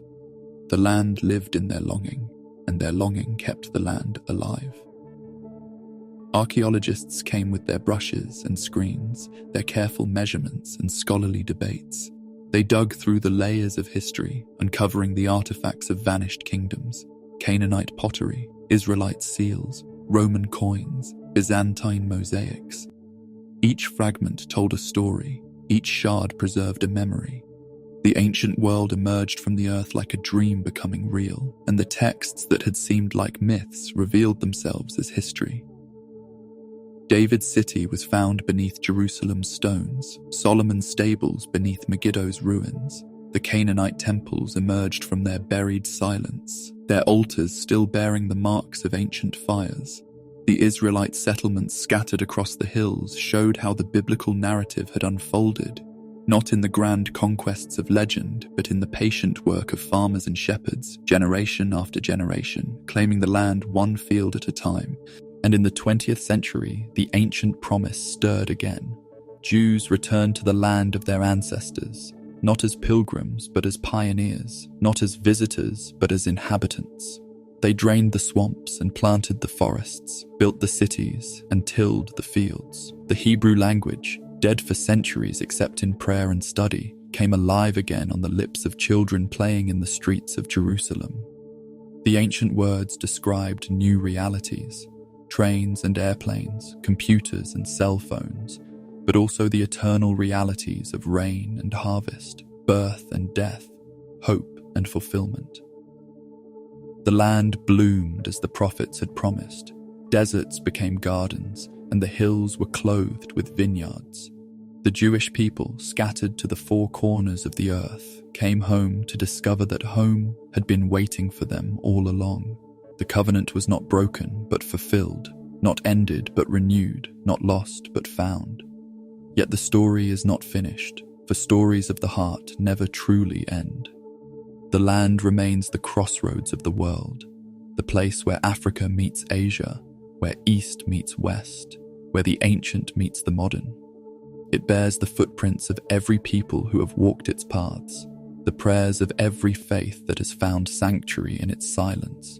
It is the Holy Land, not because it is perfect, but because it is loved, not because it is peaceful, but because it is home. In the end, the kingdoms of ancient Canaan live on, not in their ruins, but in their gifts to the world. The alphabet that began in Phoenician ports now carries thoughts across the globe. The God who spoke to Abraham in Canaan is worshipped in every nation, The moral vision that emerged from the prophet's words has shaped the conscience of humanity. The land between the rivers gave birth to dreams that changed the world. And so the story continues, written in the lives of those who call this place home, in the prayers of those who long for it from afar, in the hopes of those who seek peace in its ancient stones. The land endures, patient and eternal, waiting for the day when the promise will be complete, when all nations will flow to Jerusalem, when the lion will lie down with the lamb, when the ancient hunger for home will be satisfied at last. Sleep now, and dream of the land where dreams were born, where the human heart first learned to hope for something more than survival, something greater than success, something eternal as the stars that shine above the hills of Canaan.